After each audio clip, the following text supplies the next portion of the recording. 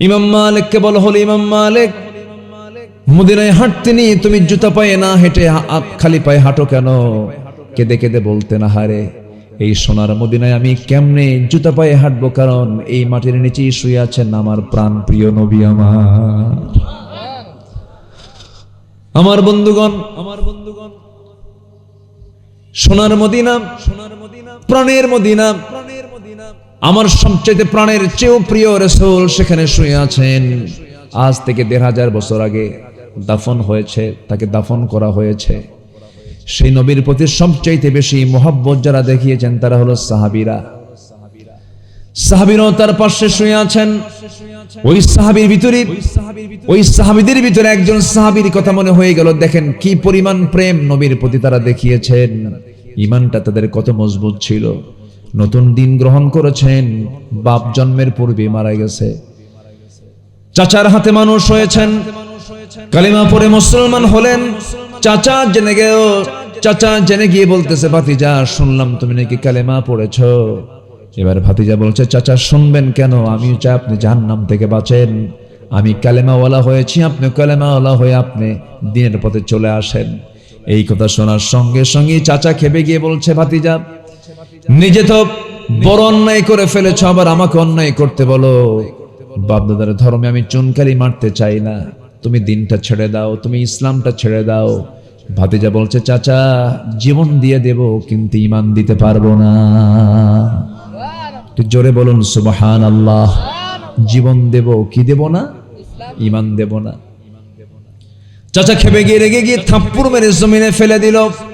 ফেলে দিয়ে বলছে, ভাতিজা যত সম্পত্তিগুলো তোর নামে আমি দিয়েছিলাম, তুই কি জানিস এই ঈমানটা না ছাড়লে পরে সমস্ত সম্পত্তি আমি তোর কাছ থেকে জোর করে নিয়ে নেব। ভাতিজা মুসকে মুসকে হাসি মারে বলে, চাচা জোর করবেন কেন, আমার তো ঈমান আছে, আমি স্বেচ্ছায় আমার সমস্ত সম্পদগুলো আমি আপনার হাতে তুলে দিলাম, লাগবে না আমার এগুলো, এগুলো আমার দরকার নাই। চাচা খেপে গিয়ে রেগে গিয়ে গায়ের জামাটা টেনে ছিঁড়ে ফেললো, পরনের লুঙ্গিটা পর্যন্ত তার দেহ থেকে খুলে নিল, উলঙ্গ করে ঘাড় ধাক্কা দিয়ে রক্তাক্ত করে ঘর থেকে বের করে দিয়েছে। উলঙ্গ দেহ, নগ্ন দেহ নিয়ে মার দরজায় গিয়ে নক করে বলছে, মা দরজা খুলো। দরজা খুলাই, এবার সন্তান বলছে, মা আমার দিকে তাকায়ও না, আমার চাচা দিন গ্রহণ করার কারণে সম্পদ তো নিয়েছে, আমার লুঙ্গি পর্যন্ত খুলে নিয়েছে।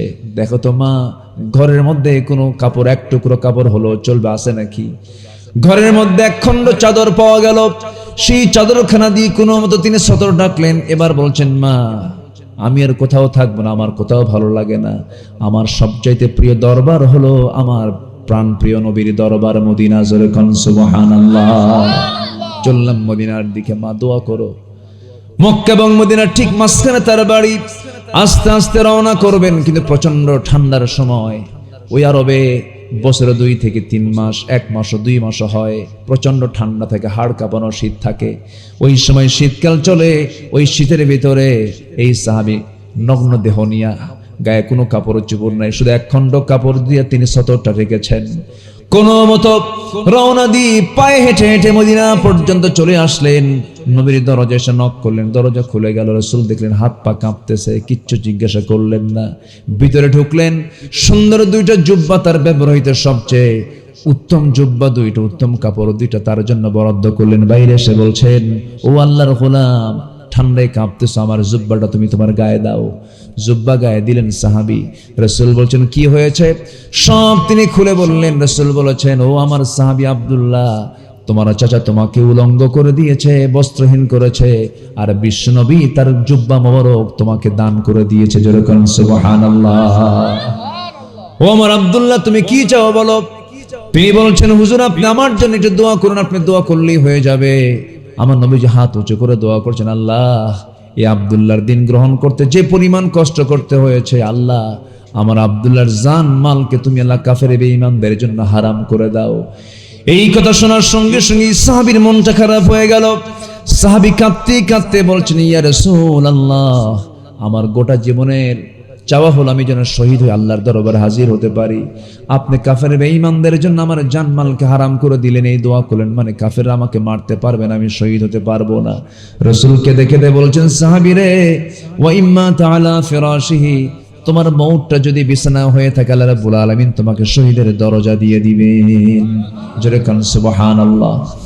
আমার নবীজি তার হাতে কোরআন তুলে দিলেন, কোরআনটা হাতে নিয়ে চলে গেলেন আসহাবে সুফার ভিতরে চলে গেলেন। নবীজির পাশেই একটা টিম ছিল, সেই টিমটার ঘর নাই, বাড়ি নাই, খাবার নাই, দাবার নাই, তার মেহমান হয়ে থাকতো। নবীজির ঘরের পাশেই তারা থাকতো, আসহাবে সুফার সদস্য তারা। আমার নবীজির কাছে যে সমস্ত খাবারগুলো হাদিয়া স্বরূপ আসতো তিনি তাদের মাঝে মাঝে মাঝে বন্টন করতেন। দিন পার হয়ে যেত, ক্ষুধা থাকতো, খাবার থাকতো না। সাইয়্যিদনা আবু হুরায়রা রাদিয়াল্লাহু তাআলা আনহু একদিন এত ক্ষুধার্ত, রাসূলকে সালাম দিবেন, সালামের মতো আওয়াজও তার মুখ থেকে বের হয় না, সালাম দিতে নিয়ে আওয়াজ বন্ধ হয়ে গেছে। আমার নবীজির কাছে এক গ্লাস দুধ হাদিয়া দিয়ে গেল, এক গ্লাস মাত্র দুধ। আমার নবীজি আসহাবে সুফার সদস্যদের সামনে গিয়ে দাঁড়ালেন, একজনকে বললেন, সাহাবী এটা পান করো। তিনি তাকে হাতে দিলেন, পান করলেন। আরেকজনকে দিলেন, তিনিও পান করলেন। আরেকজনকে দিলেন, তিনিও পান করলেন। দুধ কমে না। কেউ তো সুবহানাল্লাহ বললেন না। দুধ কমে না। শতাধিক সাহাবীর এক গ্লাস দুধ দিয়ে সবার দুধ পান হয়ে গেছে। আমার রাসূল বললেন, শোনো সাহাবীরা, আরো আল্লাহর বান্দা থাকলে দুধ কমতো না যতক্ষণ না আমি নবীজি আমার ঠোঁটটা এই গ্লাসে না লাগাবো। জোরে কান সুবহানাল্লাহ। ওই আসহাবে সুফার সদস্যদের অন্তর্ভুক্ত হলেন সেই সাহাবী,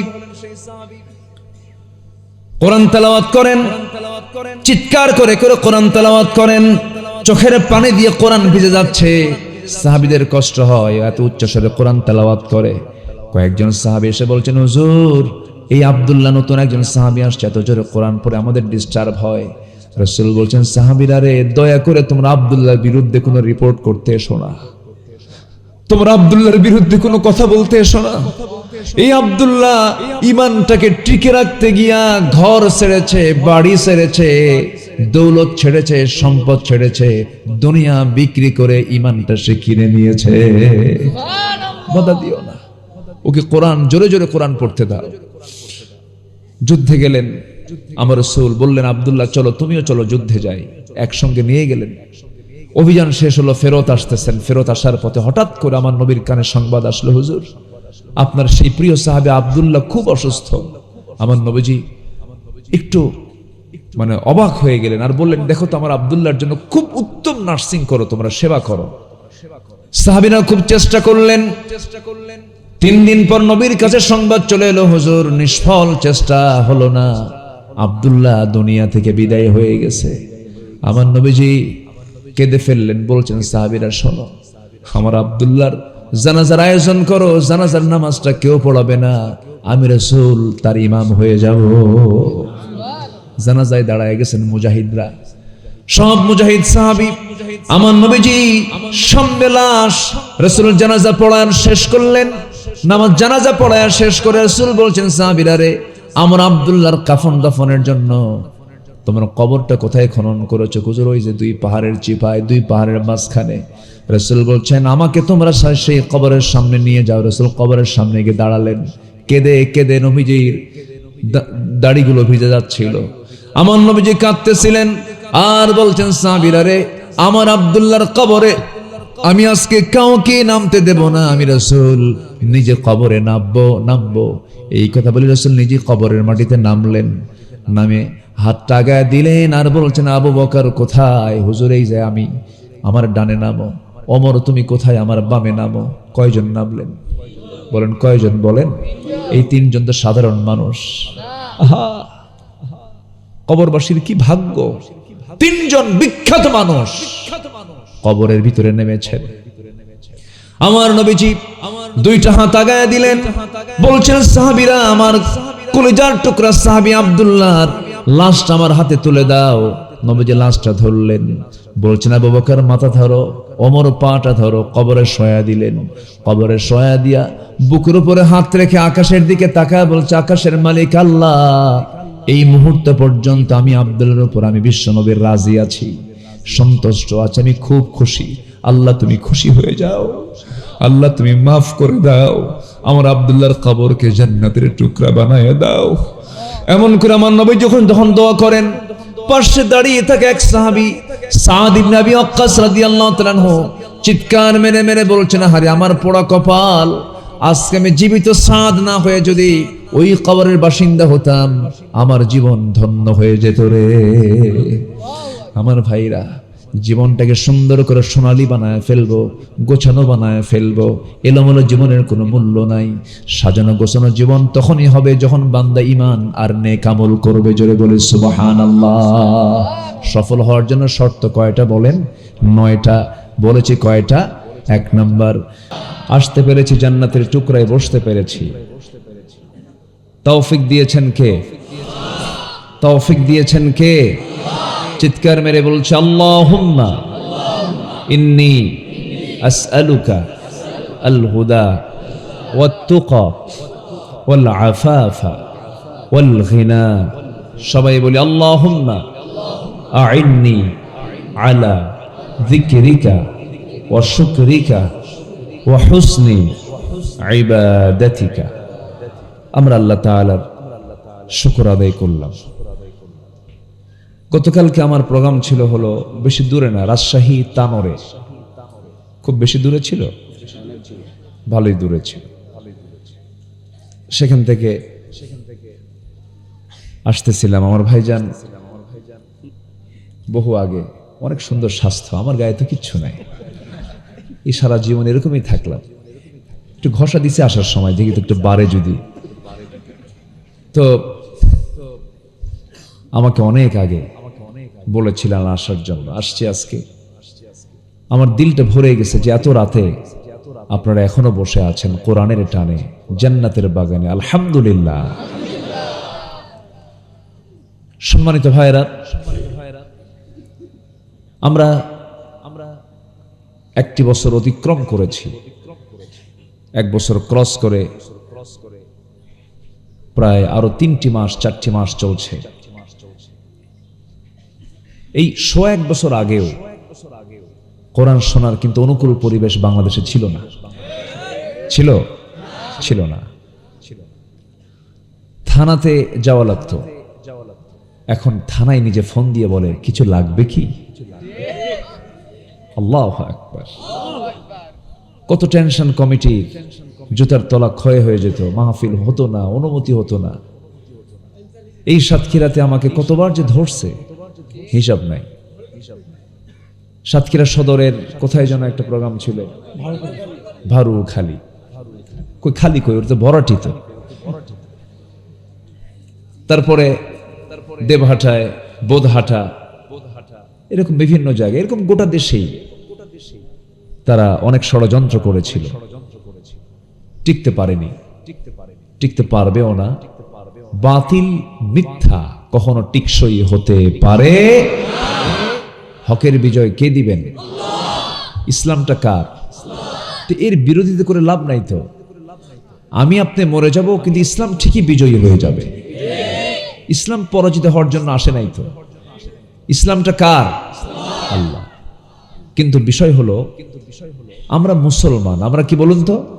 মুসলমান। আমাদের ধর্মের নাম কি? ইসলাম। তাহলে ইসলাম যে মানে তাকে কি বলে? মুসলিম। ইসলাম যে মানে তাকে কি বলে? মুসলিম। ইসলাম যে মানে না তাকে কি বলে? অমুসলিম। আমরা বাংলা ভাষায় বলি কি? অমুসলিম। তো আমার দেশে মুহাম্মদ নাম, মুহাম্মদ আগে নামের আগে থাকার পরেও বহু মুসলিম পরিবারের সন্তান আছে যারা ইসলামকে মানতে চায় না। রাষ্ট্রীয় পর্যায়ে ইসলাম কায়েম হোক এরকম চায় না। এরকম মুসলমান তো আমার দেশে নাই বললেই চলে। আছে? আছে বলেন আছে? তাহলে যে মুসলিম ইসলামকে চায় না সেটা কি মুসলিম? নিচে রাখেন। সেটা কি মুসলিম? মুসলিম তাকে বলে যে ইসলাম সব জায়গায় চাবে। অতএব এটা পৈতৃক কোন সম্পত্তি নয়। মুসলমানিত্ব টিকে রাখার জন্য পৈতৃক কোন ব্যাকগ্রাউন্ড দিয়ে আপনি মুসলিম পরিচয় বহন করতে পারবেন না। মুসলিম পরিচয় বহন করার জন্য ভিতরে কি থাকতে হবে? ইসলাম থাকতে হবে। সম্মানিত ভাইয়েরা, কথাটা কিন্তু খুব প্রাসঙ্গিক কথা বললাম। এখন বুঝে নেন, আমার দেশে ইসলামকে মান্যওয়ালা, ইসলাম মান্যওয়ালা মুসলিম কয়জন, আর ইসলামকে না মান্যওয়ালা মুসলিম কয়জন? এটা ভাগ করলেই অনেকটা স্পষ্ট হয়ে যাবে, অনেকটা ক্লিয়ার হয়ে যাবে। যারা মুসলমানের পরিচয় দিয়েও যারা ইসলামকে রাষ্ট্রীয় পর্যায়ে দেখতে চায় না, এরা মুসলমান না, এদের একটা ভিন্ন পরিচয় আল্লাহ পাক দিয়েছেন, তারা হলো মুনাফিক। বলেন তারা কি? বলেন মুনাফিক। এটা কি আমার দেওয়া, কোন মোল্লার দেওয়া? এই উপাধি কে দিয়েছেন? কি দিয়েছেন? এটা উপাধি। বলেন কি নাম?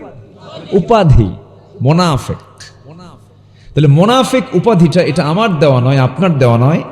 যারা ইসলাম মুসলিম হওয়ার পরও চায় না, তারা কি বলেন? মুনাফিক।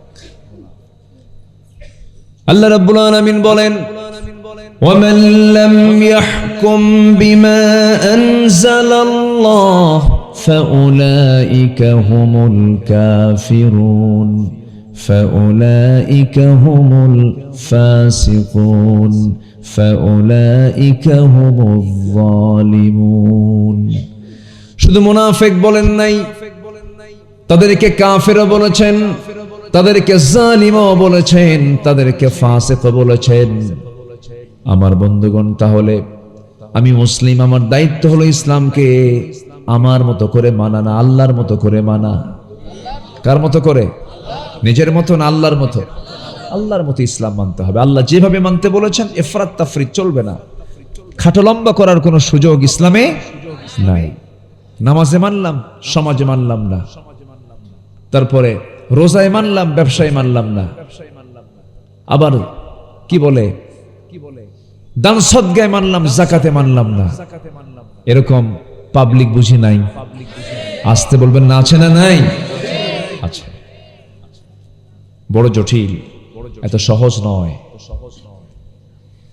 দিনকে বিজয়ী করার পথ কুসুমাস্তীর্ণ নয়, কণ্টকা কীর্ণ। অনেক বাধা বিপত্তি অতিক্রম করে সামনের মঞ্জিলে মকসুদ আমাদেরকে পৌঁছতে হবে। সামনে এখনো অনেক চড়াই উতরাই পেরিয়ে সামনের দিকে যেতে হবে। আমার আপনার সামনে মুনাফিকরা ঘুরঘুর করতেছে, ঠিক কিনা বলেন? ঘোরাফেরা করছে। ওরা মাহফিল চায় না, মাহফিল করলেই তো সমস্যা। কোরআনের হক কথা শুনলেই তো চান্দাবাজি বন্ধ। আসতে কোন কেন? আসতে কোন কেন? সম্মানিত ভাইয়েরা, আসুন আমি মূল আলোচনার দিকে আস্তে আস্তে চলে যাচ্ছি। অনেক কথা আছে, আমাকে সময় দেবেন তো? সবাই সবাই রাজি আছেন তো ইনশাআল্লাহ? আল্লাহ কবুল করুন, জোরে বলি আমিন। আসুন আমরা ধীরে ধীরে আলোচনার দিকে চলে যাচ্ছি। আমরা সময়কে কোনো ক্রমেই নষ্ট করব না, শুধু মাহফিলে নয়, সব জায়গাতেই আমরা সময়কে কাজে লাগাবো। জোরে বলি ইনশাআল্লাহ। যে সময়কে কাজে লাগায় সে হলো প্রকৃত আল্লাহর মানে অরিজিন বান্দা।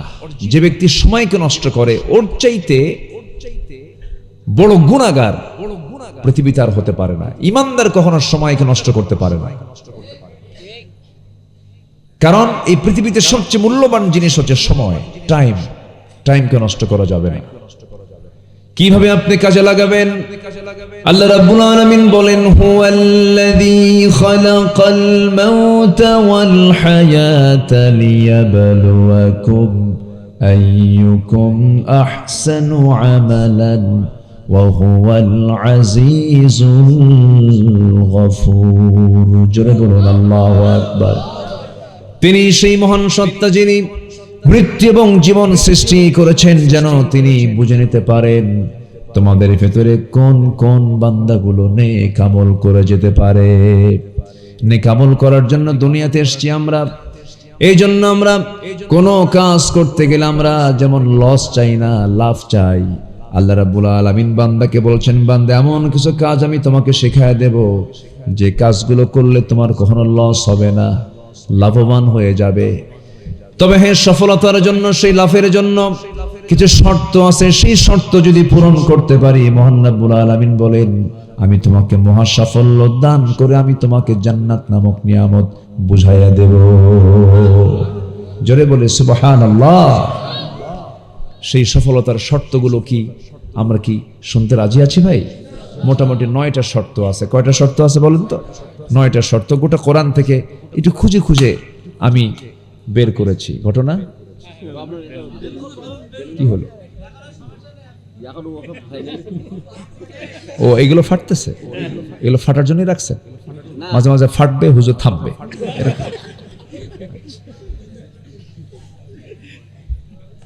ডিজাইন করেছে তারা, জাস্ট ডিজাইন। ডিজাইন যদি বিপদ হয় তাহলে তো মুশকিল, অন্য কিছু দেওয়া লাগতো।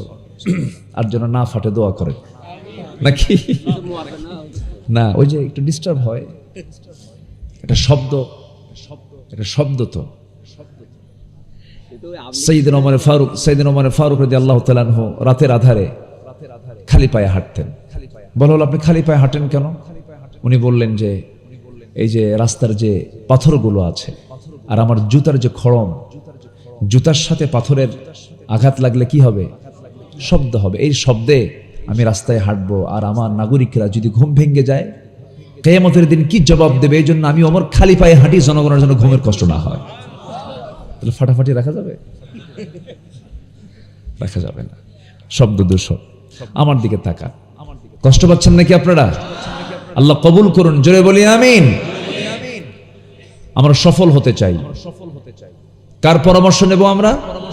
কার পরামর্শ? তবে আল্লাহ রাব্বুল আলামিন আরেকটা আয়াতে 3টা কথা বলেছেন। 3টা কাজ যদি করো কখনো লস হবে না, সব সময় তুমি লাভবান হয়ে যাবে। আল্লাহ রাব্বুল আলামিন সুন্দর করে বলেন, ইন্নাল্লাযীনা ইয়াতলুনা কিতাবাল্লাহ ওয়া আকামুস সালাতা ওয়া আনফাকু মিম্মা রাযাকনাহুম সিররান ওয়া আলানিয়াতান ইয়ারজুনা তিজারাতান লান তাবুর। সূরাতুল ফাতির আল্লাহ রাব্বুল আলামিন বলেন, 3টা কাজ যারা করবে, আল্লাহর কালামকে যারা তেলাওয়াত করবে, নাম্বার 2 হলো যারা নামাজ কায়েম করবে, নাম্বার 3 হলো যারা গোপনে প্রকাশ্যে আল্লাহর পথে যারা খরচ করবে। এই 3টা কাজ আছে যার, তার কখনো লস নাই। জোরে কোন সুবহানাল্লাহ। তেলাওয়াত, নামাজ কায়েম আর আল্লাহর পথে দান, এই 3টা কাজ করলে আল্লাহর পরামর্শ হলো তার কোনো লস নাই। আল্লাহু আকবার বলেন। তেলাওয়াত, এই দেশে কি তেলাওয়াত আছে? কই? এখানে বসে আছেন যারা, আমি যদি বলি কোরআনটাকে সহি করে পড়তে পারবেন, সবার হাত কি উঠবে? উঠবে না। শুধু এখানে কেন, গোটা দেশেই তো উঠবে না। 20 কোটি মুসলমানের বসবাস যে দেশে, মাত্র 40 থেকে বড় জোর 50 লক্ষ মুসলমান কোরআনকে শুধু সহি করে পড়তে পারে, মাত্র 50 লাখ। আর বাকি এই বিশাল জনগোষ্ঠী কোরআনটাকে সহি করে পড়তে পারে না। কোরআন সহি না হলে নামাজ সহি হয়? আস্তে নামাজ সহি হয়। অথচ কোরআন সহি করে পড়া সবার জন্য কি? আরো জোরে বলেন। কোরআন সুন্দর করে সহি শুদ্ধ করে কোরআন তেলাওয়াত করা সবার জন্য কি? ডাক্তার কি সবার জন্য হওয়া ফরজ? ডাক্তার সবাই হলে রোগী থাকবে কই? ডাক্তার সবাই হবে না, ইঞ্জিনিয়ার সবাই হবে না, কিন্তু কোরআন সহি করে শেখা সবার জন্য কি? ফরজ। নামাজে কি লাগে? কোরআন লাগে। আজকে আমার দেশে 54 বছর হলো দেশ স্বাধীন হয়েছে। মিনিস্ট্রি অফ এডুকেশন ছিল, শিক্ষা মন্ত্রণালয় ছিল, অনেক কিছুই ছিল। একটা বৃহৎ বাজেট শিক্ষা খাতে ব্যয় হওয়ার পরেও আজকে বাংলাদেশের একটি সিংহভাগ অংশ, বিশাল একটি অংশ ন্যূনতম নামাজ আদায়ের জন্য যে কোরআন সহি করে পড়া, এতটুকু শিক্ষাও জাতি অর্জন করতে পারে নাই। অর্থাৎ এখান থেকে প্রমাণিত হয় শিক্ষা মন্ত্রণালয়গুলো ছিল ব্যর্থ। ঠিক কিনা? ব্যর্থ। আমার আর ব্যর্থতার গ্লানি আর দেখতে চাই না, ব্যর্থতার এমন চিত্র আর দেখতে চাই না। প্রত্যেকটি শিক্ষাঙ্গনের প্রত্যেকটি ফ্যাকাল্টিতে, প্রত্যেকটা শাখা প্রশাখায় কোরআন শেখাকে বাধ্যতামূলক করে দেওয়া হোক। আসতে কোন কেন? জাতির চরিত্র ভালো হয়ে যাবে, জাতি ভালো হয়ে যাবে। এই জাতিকে ভালো করার জন্য যত কিছুই নিয়ে আসেন কাম হবে না। এই জাতি হলো মিশ্র জাতি, মিশ্র। কালো, ধলা, লম্বা, খাটো, চিকন, মোটা, বিচিত্র মানুষ। কিছু মানুষের চেহারা আছে চায়না দেশের মতো, আছে না? একটু চলে যান না আপনি উপজাতির দিকে চলে যান, এরকম। এই মিশ্র জাতি, ফরাসি, পর্তুগিজ, তারপরে কি বলে ব্রিটিশ, এই বিভিন্ন দেশের অনুপ্রবেশ হয়েছিল এই দেশে। 200 বছর ব্রিটিশরা শাসন করেছে দেশকে। এই মিশ্র জাতিকে ভালো করার জন্য আপনি অনেক চেষ্টাইতে হলো, কোনো চেষ্টাই সফল হবে না। এই জাতি ভালো হবে একমাত্র কোরআনের বিধান মেনে চললে পরে। আসতে বলবেন না, জোরে বলুন, ঠিক কিনা? কোরআন সব জায়গায় চালু হোক, সবাই চান না? আপনারা সবাইকে আপনারা চান না? আল্লাহ কবুল করুন, জোরে বলেন আমিন। হায়রে, পার্লামেন্ট 16 বছর দেখলাম, কত চিত্র বিচিত্র। পার্লামেন্টে কোরআন তেলাওয়াত করার লোক নাই, কারি সাহেব যান নাই। একজন এমপিকে, এখন তো অধিবেশন শুরু হবে, এমপিকে উপস্থিত ডাক দিয়ে বলতেছে, এমপি সাহেব তেলাওয়াত করেন। এমপি তেলাওয়াত করছে, শয়তান কই, তোর তেলাওয়াতের চেয়ে আমার তেলাওয়াত ভালো। এই হলো নেতাদের তেলাওয়াতের অবস্থা। আগামীকাল ঈদুল আজহার জানাজা নামাজ। কি নামাজ? জানাজা নামাজ। ঈদুল আজহার জানাজা নামাজ। বাচ্চা হয়েছে এক মন্ত্রীর, বাচ্চা হাতে নিয়ে বলে, লা ইলাহা ইল্লা আনতা সুবহানাকা ইন্নী কুনতু মিনাজ জালিমিন। কি কথা কি বুঝতেছেন আপনারা? এই চিত্র আমরা দেখতে পেলাম। 16 বছরে জমজমাট সংসদে কোরআন তেলাওয়াত না হলেও মমতাজের গান ঠিকই হয়েছে। আসতে কোন কেন? গান হয়েছে। কি যে পাম মারছে 16 বছর, গানের মধ্যেও পাম। এই জাতি তো তেল মারতে পারে, বুঝলেন? কিছু না মারতে পারলো কি মারতে পারে? তেল মারতে পারে। সব দেখা শেষ করলাম আমরা। কেউ 9 বছর, কেউ 25 বছর, কেউ 16 বছর, সব দেখা শেষ। আইয়ুবের শাসন দেখেছি, মুজিবের ভাষণ শুনেছি, জিয়া কেটেছেন খাল, এরশাদ চাচার তাল বেতাল, মাঝখানে শেষের দিকের হরতাল আর হরতাল, সব দেখা শেষ। আগামীর বাংলাদেশকে আমরা দেখতে চাই কোরআনের বাংলাদেশ। রাজি আছেন কারা কারা? হাত উঁচু করে দেখান মুসলমান।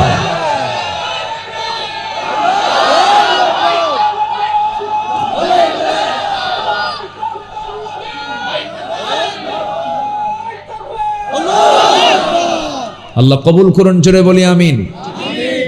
আজকে দেখি আলোচকের মুখেও মাইক, শ্রোতার মুখেও মাইক, বিশাল ব্যাপার।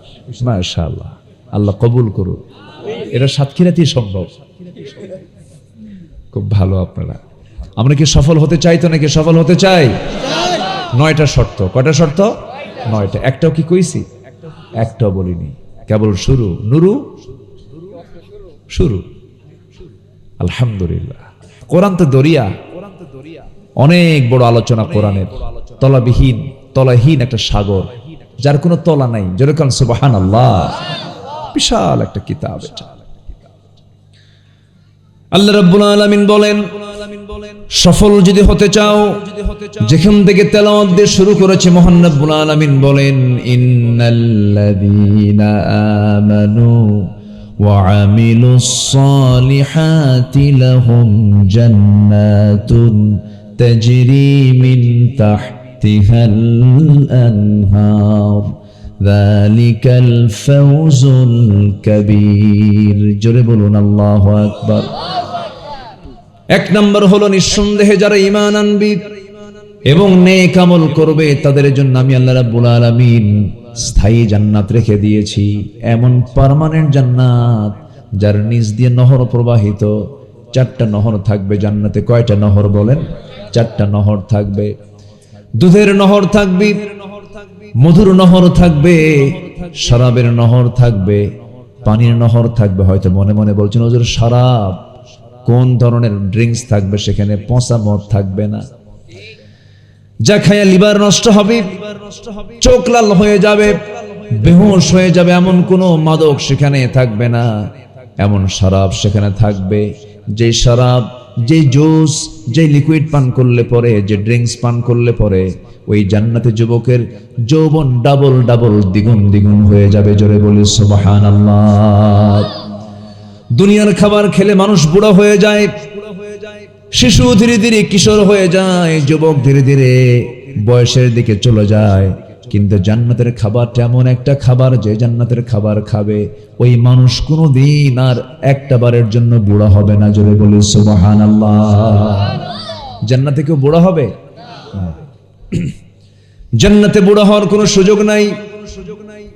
আল্লাহ রাব্বুল আলামিন জান্নাতি মানুষগুলোকে এত সুঠাম বানাবেন, এত মজবুত বানাবেন, তারা কখনো বুড়া হবে না, তাদের চামড়া কখনো কুঁচকে যাবে না, তাদের চোখ কখনো কম দেখবে না।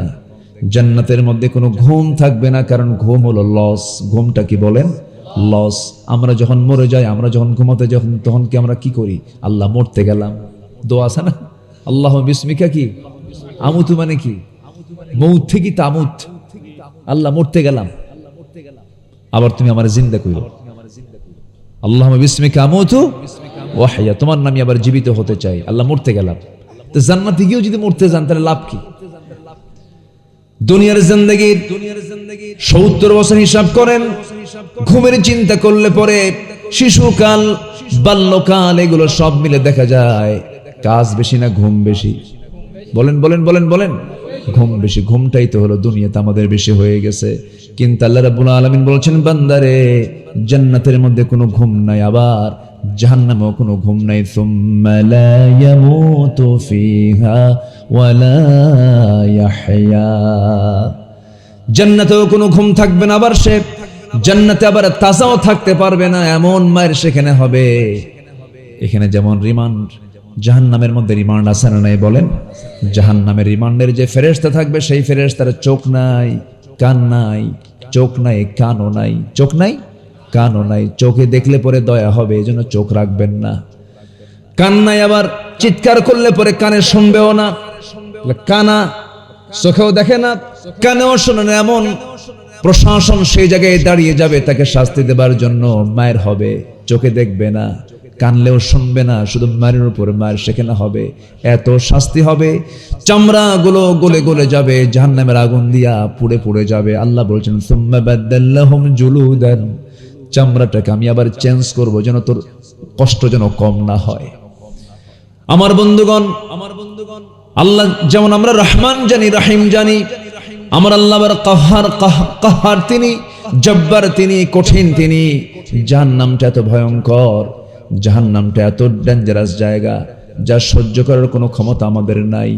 এই জন্য আল্লাহর কাছে সবসময় বলতে হবে, আল্লাহ মেহেরবানি করে আমাকে জাহান্নাম থেকে বাঁচাও। والذين يبيتون لربهم سجدا وقياما والذين يقولون ربنا اصرف عنا عذاب جهنم إن عذابها كان غراما إنها ساءت مستقرا ومقاما। আমার বন্ধুগণ, জাহান্নামটা তো টকবক করতেছে, জাহান্নামটা তো ভয়ঙ্কর হবে, বান্দা কোনো কুল কিনারা পাবে না। জাহান্নামটা এত ভয়ঙ্কর হবে, এত বড় হবে। এই যে বিশাল সূর্য দেখতে পাচ্ছেন, এই সূর্যটা জাহান্নামের মুখে যদি নিক্ষেপ করে দেওয়া হয়, অবলীলা এই সূর্য জাহান্নামের মধ্যে হেরে যাবে। এত ভয়ঙ্কর সেই জাহান্নাম। সেই জাহান্নাম থেকে বাঁচার জন্য আমাকে আপনাকে সবচেয়ে বড় পুঁজি, সফল যদি হতে চান, স্থায়ী জান্নাত যদি আমরা পেতে চাই, একটা আমল আমাকে আপনাকে করতে হবে, একটা কাজ করতে হবে, তা হলো ভালো করে ঈমান আনতে হবে এবং নেক আমল করতে হবে। আমার ভাইরা, আমার বন্ধুগণ, ঈমান আছে আমল নেই, লাভ হবে না। আমল আছে ঈমান নেই, তাও লাভ হবে না। একটা প্রশ্ন করব, সবাই শুনবেন, উত্তর দিবেন। বলুন তো, আমার দেশে নামাজি বেশি না ঈমানদার বেশি?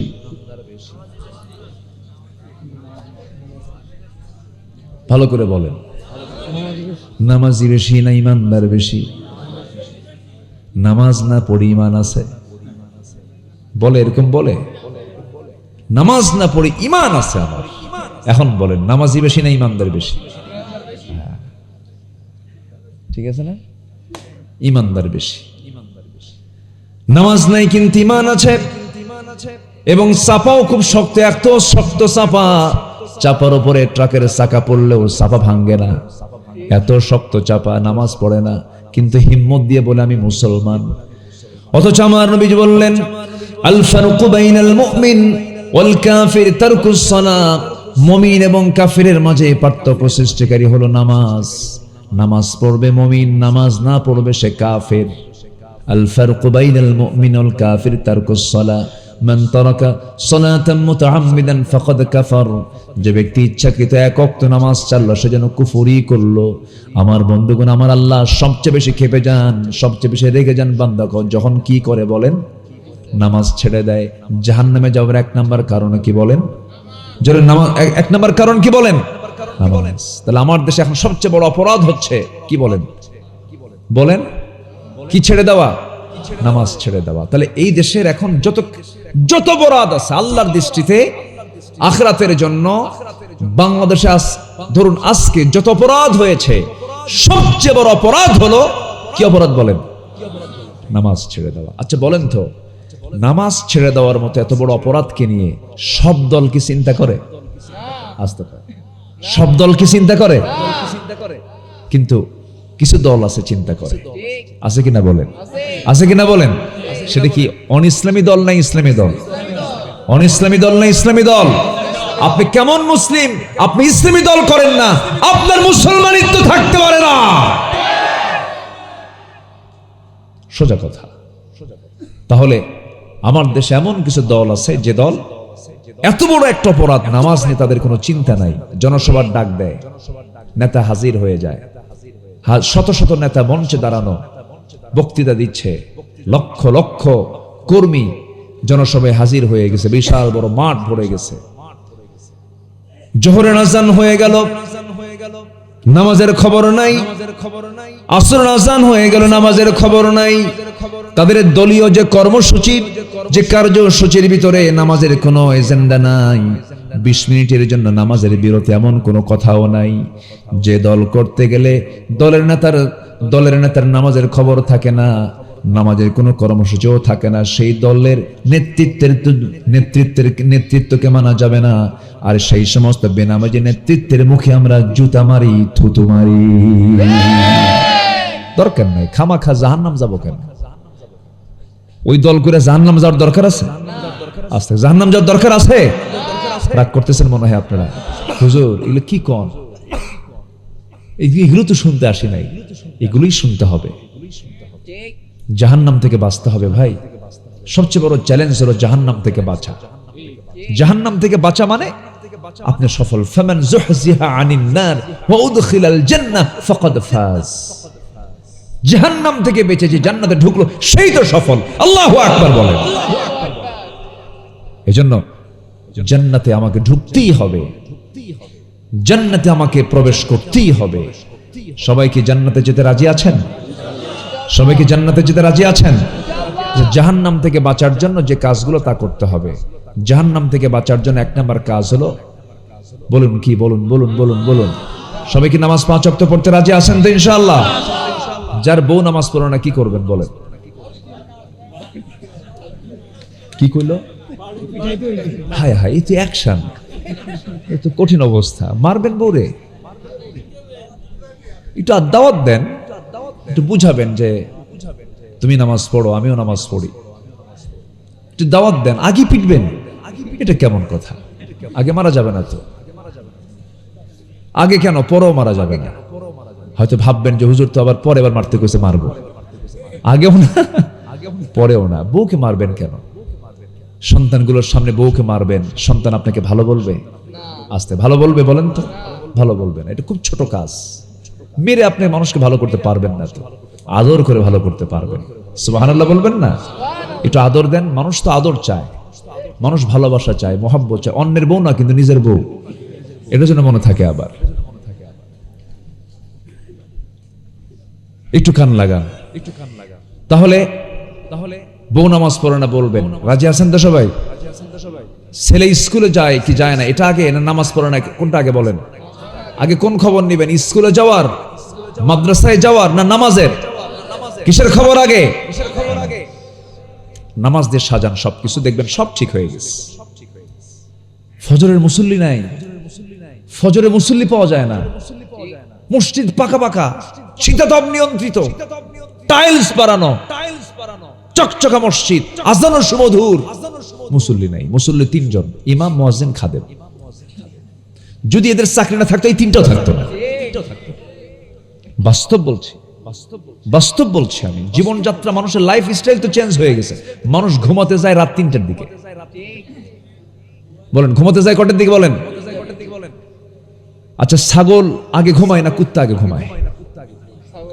আস্তে কয়, আস্তে কয়, আস্তে কয়। ঘুমটা কার আগে বেশি বলেন? ছাগল আগে ঘুমায় না কুত্তা আগে ঘুমায়? কুত্তা কি রাতে ঘুমায়? কুত্তা কি করে? সারা রাত। আর যে ছাগলটা খাওয়া হালাল, সেটা একদম ইমানদার মুমিন বান্দার মতো, সে সময় মতো আগের বেলায় সে ঘুমিয়ে পড়ে এবং ঠিক ফজরের সময় সে আওয়াজ দিয়ে মালিককে উঠায় বলে নামাজ পড়। সুবহানাল্লাহ বলবেন না? কুকুরটা সারা রাত জেগে থাকে আর দিনের বেলা কি করে কন্ত? ঘুমায়। তো এই চরিত্র যদি রাখেন, মাশাআল্লাহ, ভালো কুত্তা চরিত্র। এটা কি চরিত্র? কুকুর চরিত্র। আমার বন্ধুগণ, ইমানদারের ঘুম হবে আগের রাত্রিতে এবং সে জেগে যাবে শেষ প্রহরে। শেষ প্রহরে সে জেগে গিয়ে ইবাদতে সে মশগুল হয়ে যাবে, অস্থির হয়ে যাবে আল্লাহর সম্পর্ক তৈরি করার জন্য। কারণ আল্লাহ রাব্বুল আলামিন বলছেন, ওয়াজআলনাল লাইলা লিবাসা ওয়াজআলনান নাহারা মাআশা। আমি রাতকে বানিয়ে দিয়েছি আড়াল করে, বান্দা ঘুমিয়ে পড়ো, লাইটটা বন্ধ করো, একটা অন্ধকার করে শুয়ে পড়ো। আমি তোমার ঘুমের মধ্যে নিয়ামত রেখে দিয়েছি, তোমার ক্যান্সার হবে না, জটিল কোনো রোগ হবে না, অসুস্থ হয়ে পড়বে না। আগের যুগের মুরব্বীরা সুস্থ ছিলেন, তারা মোরগের সঙ্গে ঘুমিয়ে যেতেন, আবার মোরগের ডাকি তারা ঘুম থেকে উঠতেন। কিন্তু আজকের স্টাইলটা সম্পূর্ণ ভিন্ন হয়ে গেছে, ফজরে মুসল্লি নাই। এগুলো কারণ।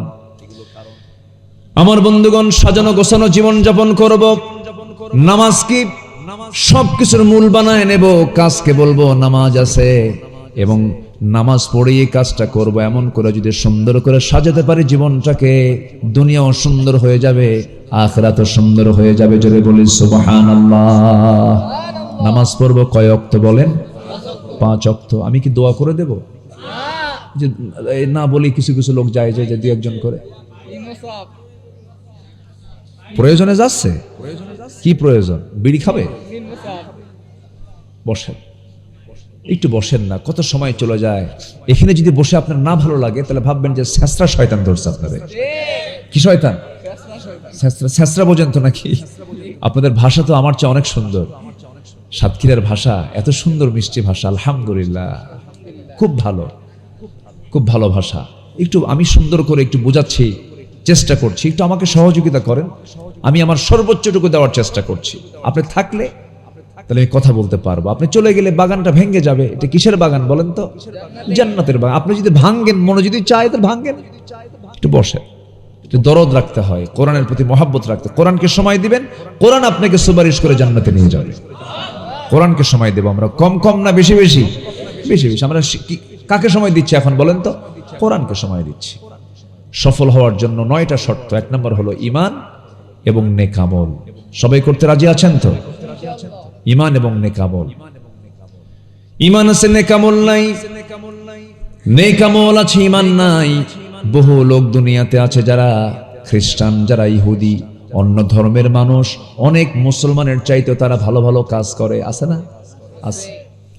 লক্ষ লক্ষ কোটি টাকা দান করে তারা, সত্য কথা বলে, কখনো মিথ্যা কথা বলে না, লোভ রাখে না, হিংসা রাখে না, অহংকার রাখে না, কিন্তু ঈমান নাই, কাম হবে না। কিন্তু ঈমানও আছে, আবার নেক আমলও আছে। আল্লাহ রাব্বুল আলামিন বলছেন, আমি আল্লাহ তাকে জান্নাত বুঝাইয়া দেব। জোরে কোন সুবহানাল্লাহ। আমার বন্ধুগণ, ঈমান তো এনেছি, কিন্তু ঈমানটাকে টিকে রাখা সহজ নয়। আমার নবীজি প্রথমে আবিসিনিয়ায় কিছু সাহাবীকে পাঠায়া দিলেন, আবিসিনিয়ায় হিজরত করে হিজরতে পাঠায়া দিলেন। আবিসিনিয়ায় যাওয়ার পর এমনকি আমার নবীর হাতে বায়াত নেওয়ার পরও তারা, ঈমান আনার পরও তারা আবার খ্রিস্টান হয়ে যায়। কি হয়ে যায়? নবীর হাতে বায়াত নিয়েছে, এরপরও খ্রিস্টান হয়ে গেছে। কিন্তু আল্লাহ রাব্বুল আলামিন বান্দাকে বলছেন, বান্দারে ঈমান তো এনেছো, কিন্তু ঈমানটা শুধু আনলেই হবে না, ঈমানের উপরে টিকে থাকতে হবে।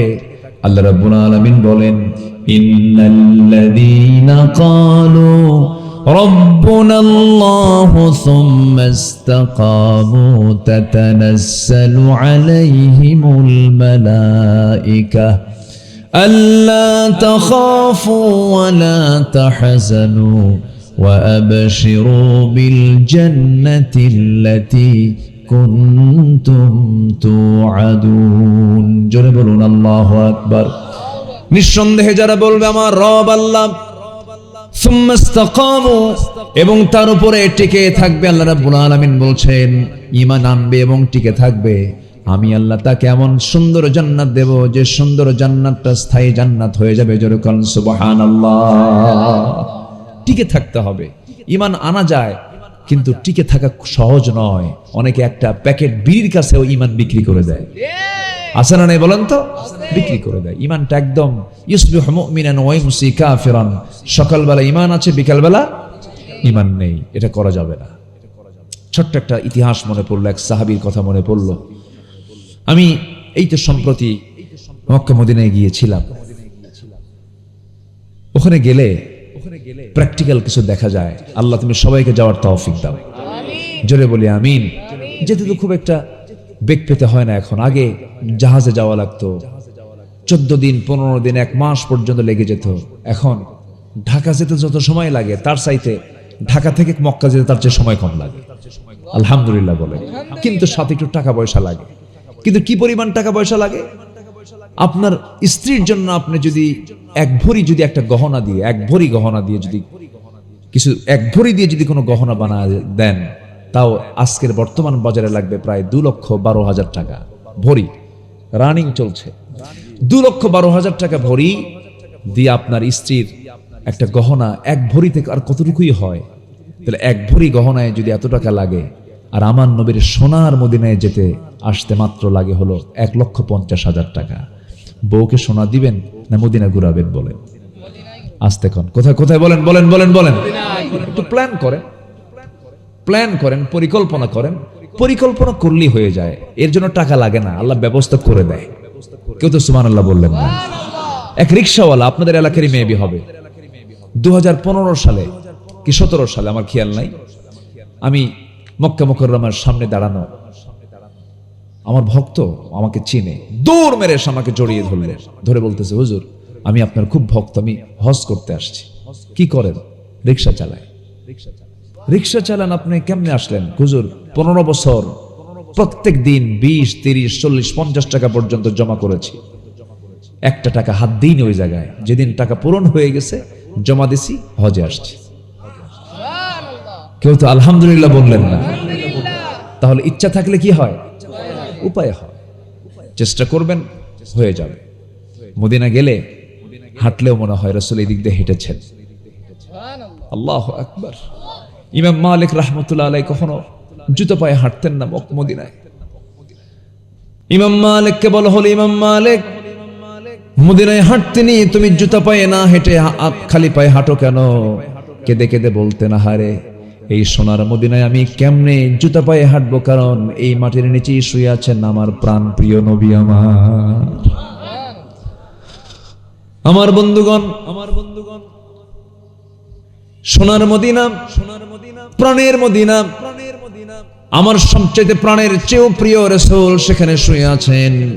আজ থেকে 1500 বছর আগে দাফন হয়েছে, তাকে দাফন করা হয়েছে। সেই নবীর প্রতি সবচাইতে বেশি মোহাব্বত যারা দেখিয়েছেন তারা হলো সাহাবীরা। সাহাবীরাও তার পাশে শুয়ে আছেন। ওই সাহাবীর ভিতরে, ওই সাহাবীদের ভিতরে একজন সাহাবীর কথা মনে হয়ে গেল। দেখেন কি পরিমাণ প্রেম নবীর প্রতি তারা দেখিয়েছেন, ঈমানটা তাদের কত মজবুত ছিল। নতুন দিন গ্রহণ করেছেন, বাপ জন্মের পূর্বে মারা গেছে।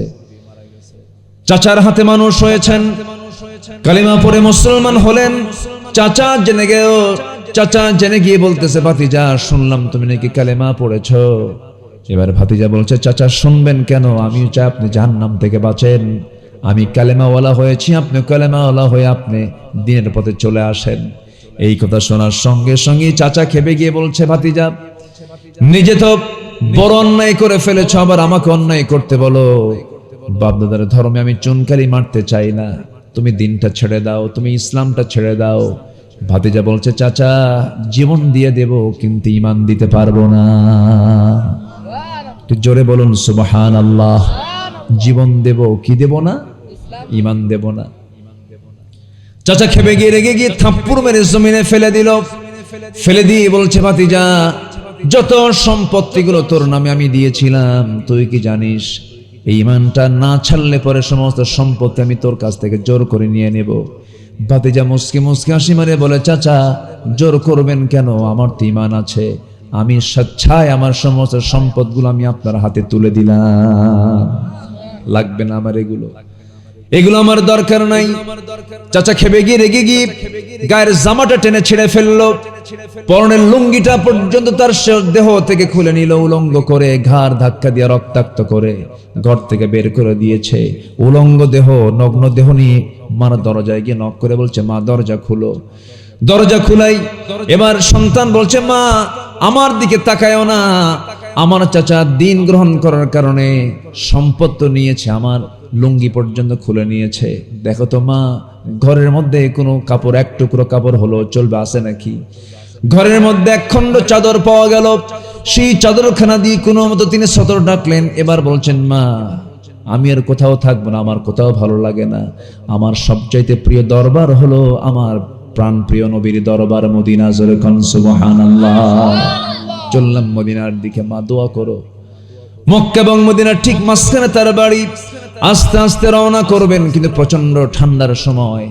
ওই আরবে বছরে 2 থেকে 3 মাস, 1 মাসও 2 মাসও হয়, প্রচন্ড ঠান্ডা থাকে, হাড় কাঁপানো শীত থাকে। ওই সময় শীতকাল চলে, ওই শীতের ভিতরে এই সাহাবী নগ্ন দেহ নিয়া, গায়ে কোনো কাপড় চোপড় নাই, শুধু এক খণ্ড কাপড় দিয়ে তিনি সতরটা রেখেছেন। কোনো মতো রওনা দিয়ে পায়ে হেঁটে হেঁটে মদিনা পর্যন্ত চলে আসলেন। নবীর দরজা এসে নক করলেন, দরজা খুলে গেল। রাসূল দেখলেন হাত পা কাঁপতেছে, কিচ্ছু জিজ্ঞাসা করলেন না। ভিতরে ঢুকলেন, সুন্দর 2টা জুব্বা, তার ব্যবহৃত সবচেয়ে উত্তম জুব্বা 2টা, উত্তম কাপড় 2টা তার জন্য বরাদ্দ করলেন। বাইরে এসে বলছেন, ও আল্লাহর গোলাম, ঠান্ডায় কাঁপতেছ, আমার জুব্বাটা তুমি তোমার গায়ে দাও। জুব্বা গায়ে দিলেন সাহাবী। রাসূল বলছেন, কি হয়েছে? সব তিনি খুলে বললেন। রাসূল বলেছেন, ও আমার সাহাবী আব্দুল্লাহ, তোমার চাচা তোমাকে উলঙ্গ করে দিয়েছে, বস্ত্রহীন করেছে, আর বিশ্বনবী তার জুব্বা মোবারক তোমাকে দান করে দিয়েছে। জোরে কোন সুবহানাল্লাহ। ও আমার আব্দুল্লাহ, তুমি কি চাও বলো? তিনি বলছেন, হুজুর আপনি আমার জন্য একটু দোয়া করুন, আপনি দোয়া করলেই হয়ে যাবে। আমার নবীজি হাত উঁচু করে দোয়া করছেন, আল্লাহ এই আব্দুল্লাহর দিন গ্রহণ করতে যে পরিমাণ কষ্ট করতে হয়েছে, আল্লাহ আমার আব্দুল্লাহর জান মালকে তুমি আল্লাহ কাফের বেঈমানদের জন্য হারাম করে দাও। এই কথা শোনার সঙ্গে সঙ্গে সাহাবীর মনটা খারাপ হয়ে গেল। সাহাবী কাঁদতে কাঁদতে বলছেন, ইয়া রাসূলুল্লাহ, আমার গোটা জীবনের চাওয়া হলো আমি যেন শহীদ হয়ে আল্লাহর দরবারে হাজির হতে পারি। আপনি কাফের বেঈমানদের জন্য আমার জানমালকে হারাম করে দিলেন, এই দোয়া করলেন, মানে কাফেররা আমাকে মারতে পারবে না, আমি শহীদ হতে পারবো না। রাসূলকে দেখে বলছেন, সাহাবী রে, ওয়া ইম্মা তাআলা ফিরাশিহি, তোমার মউতটা যদি বিছানা হয়ে থাকে, আল্লাহ রাব্বুল আলামিন তোমাকে শহীদের দরজা দিয়ে দিবেন। জোরে কান সুবহানাল্লাহ। আমার নবীজি তার হাতে কোরআন তুলে দিলেন। কোরআনটা হাতে নিয়ে চলে গেলেন, আসহাবে সুফার ভিতরে চলে গেলেন। নবীজির পাশেই একটা টিম ছিল, সেই টিমটার ঘর নাই, বাড়ি নাই, খাবার নাই, দাবার নাই, তার মেহমান হয়ে থাকতো। নবীজির ঘরের পাশেই তারা থাকতো, আসহাবে সুফার সদস্য তারা। আমার নবীজির কাছে যে সমস্ত খাবারগুলো হাদিয়া স্বরূপ আসতো, তিনি তাদের মাঝে মাঝে মাঝে বন্টন করতেন। দিন পার হয়ে যেত, ক্ষুধা থাকতো, খাবার থাকতো না। সাইয়্যিদনা আবু হুরায়রা রাদিয়াল্লাহু তাআলা আনহু একদিন এত ক্ষুধার্ত, রাসূলকে সালাম দিবেন, সালামের মতো আওয়াজও তার মুখ থেকে বের হয় না। সালাম দিতে নিয়ে আওয়াজ বন্ধ হয়ে গেছে। আমার নবীজির কাছে 1 গ্লাস দুধ হাদিয়া দিয়ে গেল। 1 গ্লাস মাত্র দুধ। আমার নবীজি আসহাবে সুফার সদস্যদের সামনে গিয়ে দাঁড়ালেন। একজনকে বললেন, সাহাবী এটা পান করো। তিনি তাকে হাতে দিলেন, পান করলেন। আরেকজনকে দিলেন, তিনিও পান করলেন। আরেকজনকে দিলেন, তিনিও পান করলেন। দুধ কমে না। কেউ তো সুবহানাল্লাহ বললেন না। দুধ কমে না। শতাধিক সাহাবীর 1 গ্লাস দুধ দিয়ে সবার দুধ পান হয়ে গেছে। আমার রাসূল বললেন, শোনো সাহাবীরা, আরো আল্লাহর বান্দা থাকলে দুধ কমতো না যতক্ষণ না আমি নবীজি আমার ঠোঁটটা এই গ্লাসে না লাগাবো। যেরকম সুবহানাল্লাহ। ওই সাহাবে সুফার সদস্যদের অন্তর্ভুক্ত হলেন সেই সাহাবী। কোরআন তেলাওয়াত করেন, চিৎকার করে করে কোরআন তেলাওয়াত করেন, চোখের পানি দিয়ে কোরআন ভিজে যাচ্ছে। সাহাবীদের কষ্ট হয়, এত উচ্চস্বরে কোরআন তেলাওয়াত করে। কয়েকজন সাহাবী এসে বলছেন, হুজুর এই আব্দুল্লাহ নতুন একজন সাহাবী আসছে, এত জোরে কোরআন পড়ে আমাদের ডিস্টার্ব হয়। রাসূল বলছেন, সাহাবীরা রে, দয়া করে তোমরা আব্দুল্লাহর বিরুদ্ধে কোনো রিপোর্ট করতে এসো না, তোমরা আব্দুল্লাহর বিরুদ্ধে কোনো কথা বলতে এসো না। এই আব্দুল্লাহ ঈমানটাকে টিকে রাখতে গিয়া ঘর ছেড়েছে, বাড়ি ছেড়েছে, দৌলত ছেড়েছে, সম্পদ ছেড়েছে, দুনিয়া বিক্রি করে ঈমানটা সে কিনে নিয়েছে। বাধা দিও না, ওকে কোরআন জোরে জোরে কোরআন পড়তে দাও। যুদ্ধে গেলেন, আমার রাসূল বললেন, আব্দুল্লাহ চলো, তুমিও চলো, যুদ্ধে যাই। একসঙ্গে নিয়ে গেলেন। অভিযান শেষ হলো, ফেরত আসতেছেন। ফেরত আসার পথে হঠাৎ করে আমার নবীর কানে সংবাদ আসলো, হুজুর আপনার সেই প্রিয় সাহাবী আব্দুল্লাহ খুব অসুস্থ। আমার নবীজি একটু অবাক হয়ে গেলেন আর বললেন, দেখো তো আমার আব্দুল্লাহর জন্য খুব উত্তম নার্সিং করো, তোমরা সেবা করো। সাহাবীরা খুব চেষ্টা করলেন। 3 দিন পর নবীর কাছে সংবাদ চলে এলো, হুজুর নিষ্ফল চেষ্টা হলো না, আব্দুল্লাহ দুনিয়া থেকে বিদায় হয়ে গেছে। আমার নবীজি কেঁদে ফেললেন, বলছেন, সাহাবীরা শোনো, আমার আব্দুল্লাহর জানাজার আয়োজন করো, জানাজার নামাজটা কেউ পড়াবে না, আমি রাসূল তার ইমাম হয়ে যাব। জানাজায় দাঁড়ায় গেছেন মুজাহিদরা, সব মুজাহিদ সাহাবী। আমার নবীজি সামনে লাশ, রাসূল জানাজা পড়ান শেষ করলেন, নামাজ জানাজা পড়ায় শেষ করে রাসূল বলছেন, সাহাবীরা রে, আমার আব্দুল্লাহর কাফন দাফনের জন্য তোমরা কবরটা কোথায় খনন করেছো? হুজুর ওই যে 2 পাহাড়ের চিপায়, 2 পাহাড়ের মাঝখানে। রাসূল বলছেন, আমাকে তোমরা সেই কবরের সামনে নিয়ে যাও। রাসূল কবরের সামনে গিয়ে দাঁড়ালেন, কেঁদে কেঁদে নবীজির দাড়িগুলো ভিজে যাচ্ছিল। আমার নবীজি কাঁদতেছিলেন আর বলছেন, সাহাবীরা রে, আমার আব্দুল্লাহর কবরে আমি আজকে কাউকে নামতে দেব না, আমি রাসূল নিজে কবরে নামবো। এই কথা বলে রাসূল নিজে কবরের মাটিতে নামলেন। নামে হাতটা আগায় দিলেন আর বলছেন, আবু বকর কোথায়? হুজুর এই যে আমি, আমার ডানে নামো। ওমর তুমি কোথায়? আমার বামে নামো। কয়জন নামলেন? বলেন কয়জন? বলেন। এই 3 জন তো সাধারণ মানুষ। আহা, কবরবাসীর কি ভাগ্য! 3 জন বিখ্যাত মানুষ কবরের ভিতরে নেমেছেন। আমার নবীজি 2টা হাত আগায় দিলেন, বলছেন, সাহাবীরা, আমার কলিজার টুকরা সাহাবী আব্দুল্লাহর লাশটা আমার হাতে তুলে দাও। নবীজি লাশটা ধরলেন, বলছেন, আবু বকর মাথা ধরো, ওমর পাটা ধরো। কবরে শোয়া দিলেন।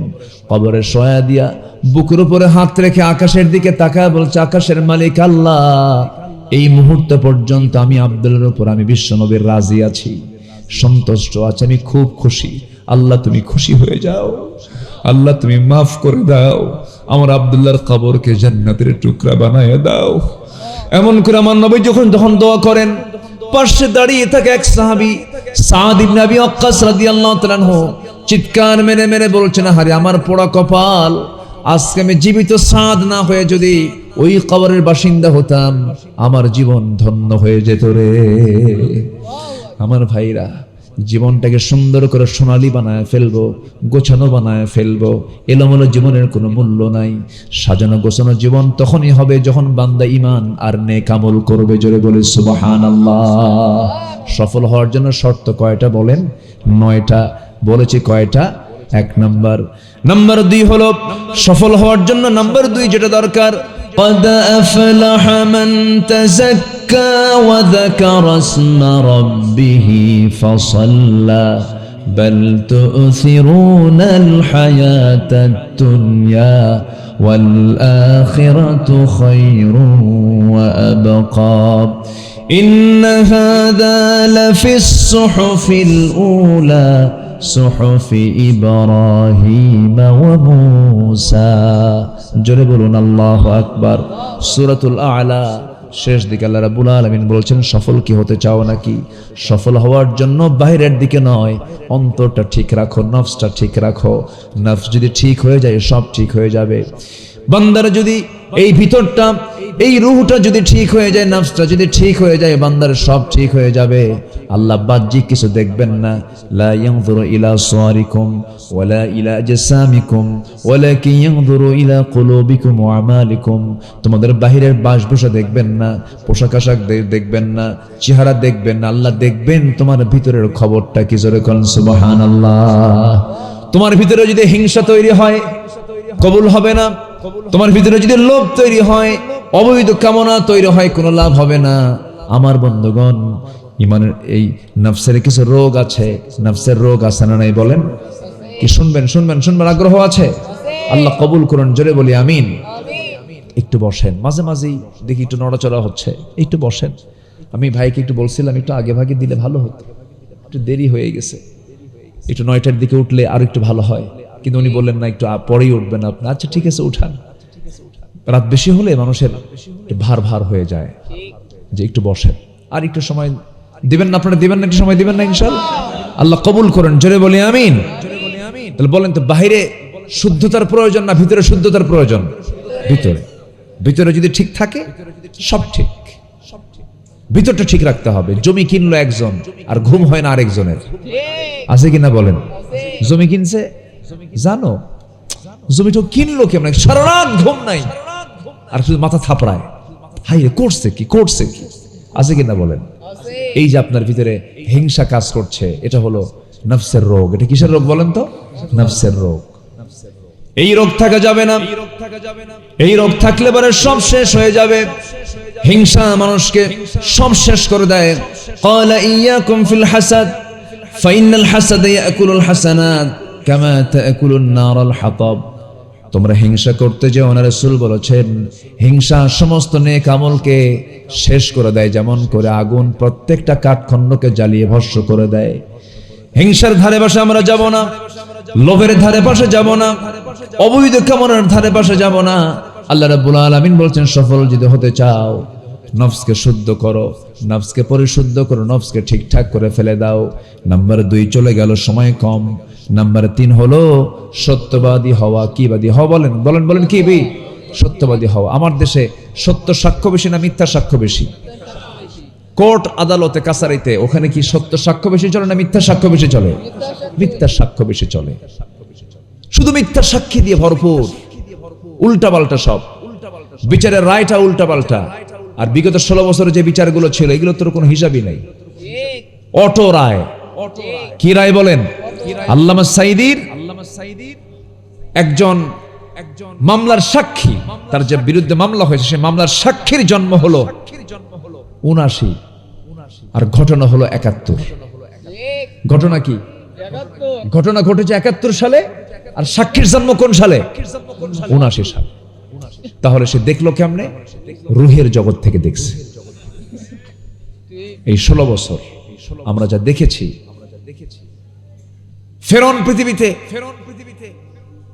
ছিল হলো 1600 বছর। 1600 বছরে তার কোনোদিন জ্বর হয়নি, কষ্ট হয়নি। এরা ছিল কত বছর? 16 বছর। সংখ্যার কিন্তু মিল আছে, কিন্তু কথা বলছে সংখ্যারও কিন্তু মিল আছে, চরিত্রর মিল ছিল। ফেরাউনের একটাই নেশা ছিল, ক্ষমতা হারানো যাবে না, ক্ষমতায় টিকে থাকতেই হবে।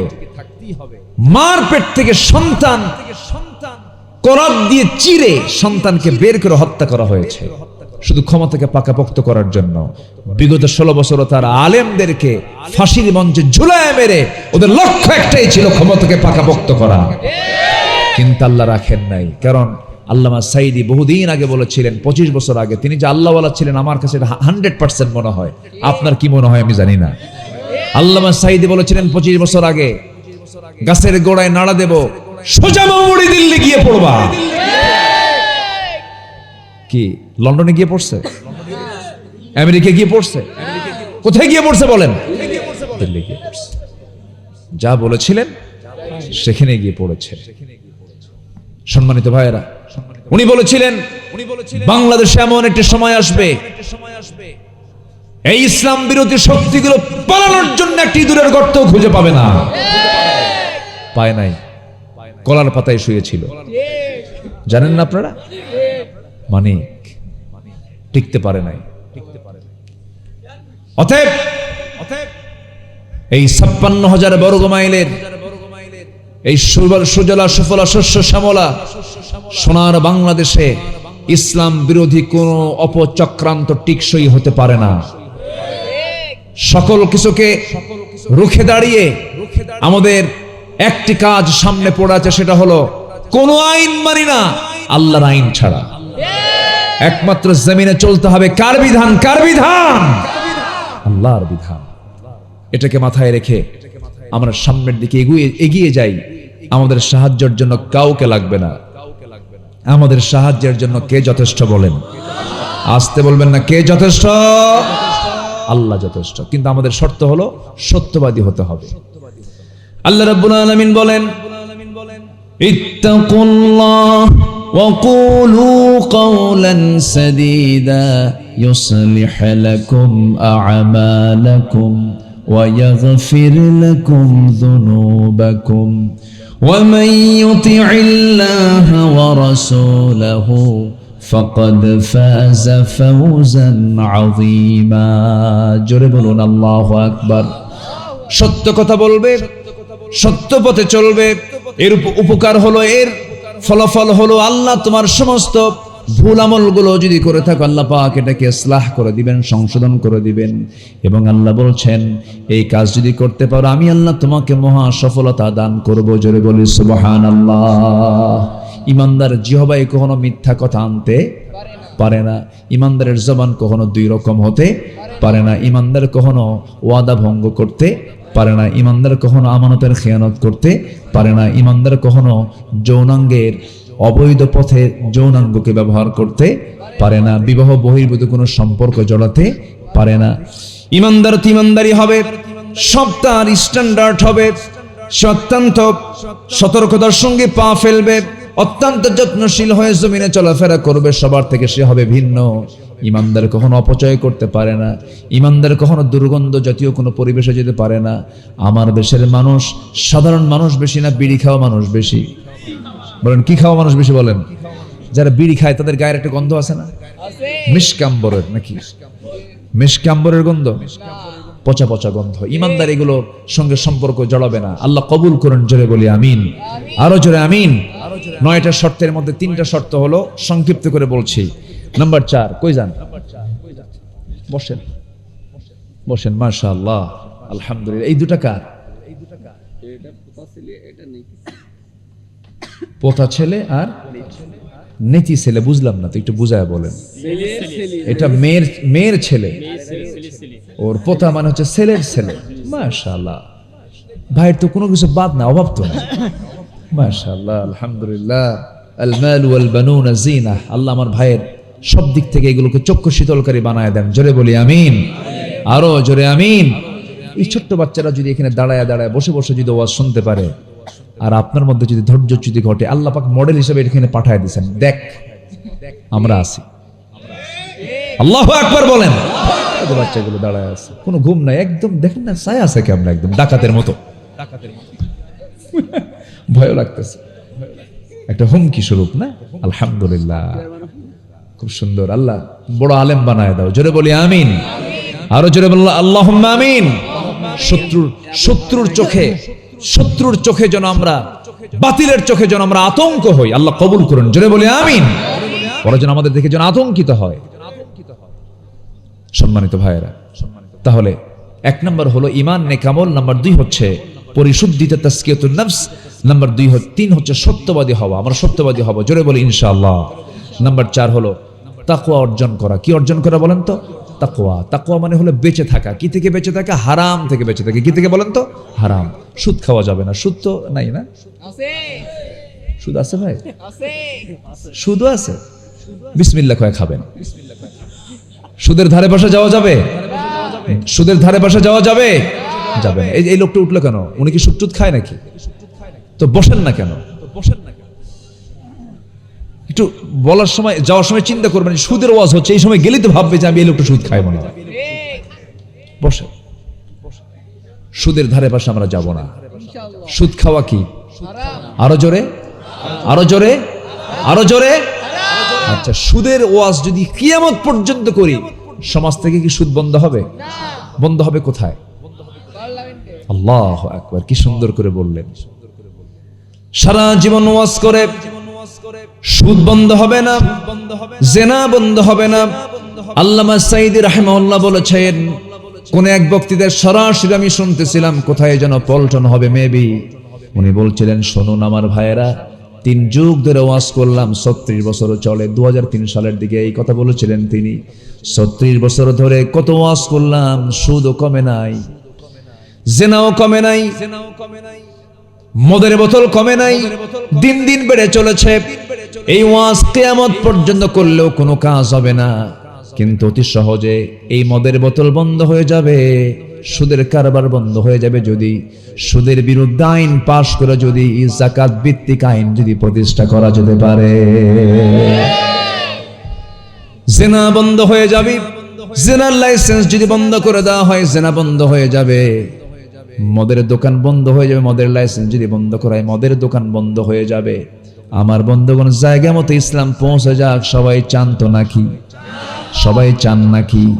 আমার বন্ধুরা, আল্লাহ বলছেন, রাষ্ট্র ক্ষমতায় যারা আসবে তাদের জন্য আমি 4টা আইন দিলাম, 4টা দফা দিলাম। রাষ্ট্র ক্ষমতা পাবে, 4টা কাজ করবে। এই 4টা কাজ করার জন্য যে দল, সেই দলকে আপনারা সমর্থন দিবেন। নাম্বার 1 হলো নামাজ যারা কায়েম করবে, যাকাত যারা আদায় করবে, সৎ কাজের যারা আদেশ দেবে, অসৎ কাজের যারা বাধা দেবে।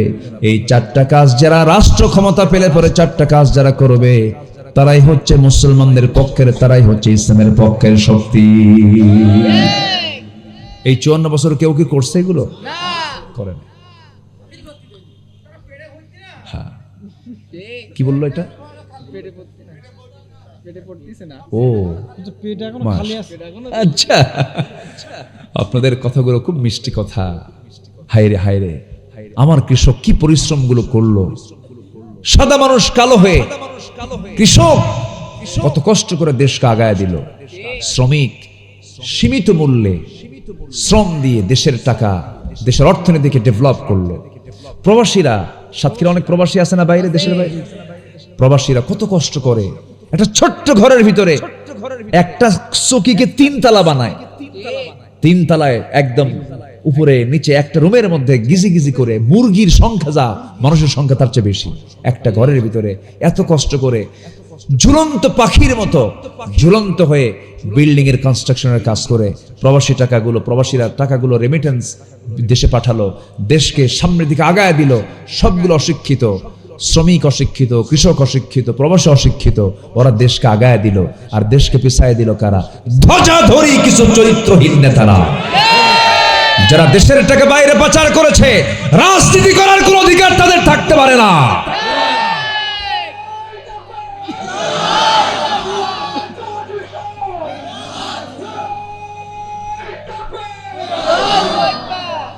আমার কথা হচ্ছে, তুই দুর্নীতি করলি, দেশের টাকা বাইরে পাচার করলি কেন? তো দেশের শত্রু, জাতির শত্রু। চুরি করছিস, মানে চুরি করা হারাম, খাইছিস খা, দেশে রাখ। সব বাইরে পাচার করেছে, কিচ্ছু নাই দেশে, জানেন? কিছুই নাই। ওরা যদি রাজনীতি করতেই চায়, আমাদের বক্তব্য হলো ওই টাকাগুলো ফেরত নিয়ে রাজনীতি কর, ঠিক কিনা? আসতে কোন কেন ফেরত নিয়ে। ওমর ফারুক রাদিয়াল্লাহু তাআলা আনহু, শুরুতে বললাম না, জনগণের ঘুম যেন কষ্ট না হয়, ঘুম যেন নষ্ট না হয়। জুতা পায় না খালি পায়? খালি পায়। দেখ, ঘুমের চিন্তা করতেছে। উনি বললেন, কেঁদে কেঁদে একদিন বলছেন, ফোরাতের তীরে একটা কুকুর যদি অনাহারে মারা যায়, আর ইরাকের রাস্তা খারাপের কারণে যদি একটা উট গর্তের মধ্যে পা পড়ে, যদি উটের পাটা যদি ভেঙ্গে যায়, মস্কে যায়, কিয়ামতের দিন আমাকে এই উট আর কুকুরের জন্য আল্লাহর সামনে দাঁড়িয়ে জবাব দিতে হবে। কি সেন্স, কি মানসিকতা, কি চিন্তা!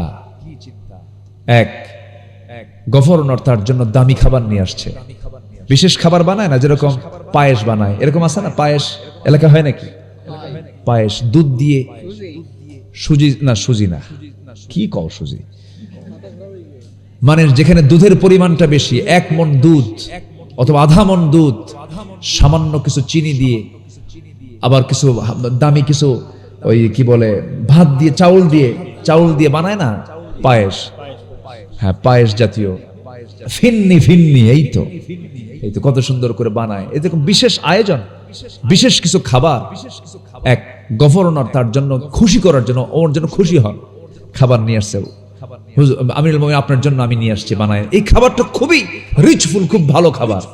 উনি ভাবতেছিলেন মনে হয় খলিফা আমার খুশি হবেন। খাবার দেখে বললেন, তুমি খাইছো? হ্যাঁ খাইছি। তোমার জনগণ খাইছে? না। যা নিয়ে যা। কেন আপনি খাবেন না? যেটা আমার জনগণ পায় না এটা আমার দরকার নাই। সুবহানাল্লাহ বলবেন না? উনি ঝোলওয়ালা তরকারি খান নাই, ঝোলওয়ালা খাবার খান নাই। কারণ সবেমাত্র বদর চলে গেছে, উহুদ চলে গেছে, খন্দক চলে গেছে। দিন প্রচার প্রসারের কাজ চতুর্দিকে গোটা পৃথিবীতে ছড়িয়ে পড়ছিল। ওমরে ফারুক একটু ভিন্ন রকম ছিলেন। তিনি একদিন বসে আছেন, জুব্বার পিছনে ছিঁড়ে গেছে। কেউ বলার সাহস পায় না, রাগ কম না বেশি? বেশি রাগ। একজন এসে বলতেছে, কেমন করে বলি, চলো আমরা আম্মা জানকে বলে দেই। দুই আম্মা জান আমার নবীর স্ত্রী, দুইজন এসে বলছেন, আমিরুল মুমিনিন একটু উন্নত জীবন গ্রহণ করা দরকার। জুব্বাটা ছিঁড়ে গেছে পিছন দিক থেকে। কূটনীতিকরা মদিনায় আসে, আপনার সঙ্গে তারা বৈঠকে বসে। আপনি মুসলমান, আপনার জুব্বা যদি পিছনে ছেঁড়া থাকে কেমন হয়? একটু হলেও ছোট হয়ে যায়, একটু হলেও কেমন যেন মনে হয়, মিলে না, ভারসাম্য হয় না। ওমর ফারুকের চক্ষু লাল হয়ে গেছে, কেঁদে কেঁদে বলছেন, আমার নবীর বউ হয়ে, আমার নবীর স্ত্রী, তোমরা কেমন করে আমাকে এই পরামর্শ দাও? আমার নবী যে বিছানার চাদর না পায়া জুব্বাটাকে চাদর বানায়া আমার নবী জুব্বার উপরে গোটা রাত কাটায়া দিয়েছেন। রাসূল যদি এমন সিম্পল জীবন গ্রহণ করতে পারেন, তোমরা আমার পোশাক নিয়ে কোনো মন্তব্য আজকের থেকে করবা না। আল্লাহর কসম করে বলি, আমার যারা শত্রু, যারা ইসলামের যারা দুশ্মন, ওমরকে পোশাক দেখে ভয় পায় না, ওমরেরকে ভয় পায় ওমরের তাকওয়া নামক বড় যোগ্যতা দেখে। সুবহানাল্লাহ। নাম্বার 4, আমরা কি অর্জন করব? তাকওয়া অর্জন করব। আমার বন্ধুগণ, মুত্তাকি হতে হবে। আল্লাহ রাব্বুল আলামিন বলেন, মুত্তাকি হলে কি হবে? তারা সফল হয়ে যাবে। হুদাল্লিল মুত্তাকিনাল্লাযীনা ইউমিনুনা বিল গায়বি ওয়া ইউকিমুনাস সালাতা ওয়া মিম্মা রাযাকনাহুম ইউনফিকুন والذين يؤمنون بما أنزل إليك وما أنزل من قبلك وبالآخرة هم يوقنون। জোরে বলুন আল্লাহু আকবার। আল্লাহ রাব্বুল আলামিন বলেন, ওই সমস্ত বান্দাগুলো মুত্তাকি যারা আল্লাহকে বিশ্বাস করবে না দেখে। এই দুনিয়াতে আল্লাহকে দেখার কোনো সুযোগ আছে নাকি? আসতে কয় না। এই দুনিয়াতে আল্লাহকে দেখার কোনো সুযোগ আছে? কিন্তু আল্লাহকে দেখা যাবে কিনা বলেন?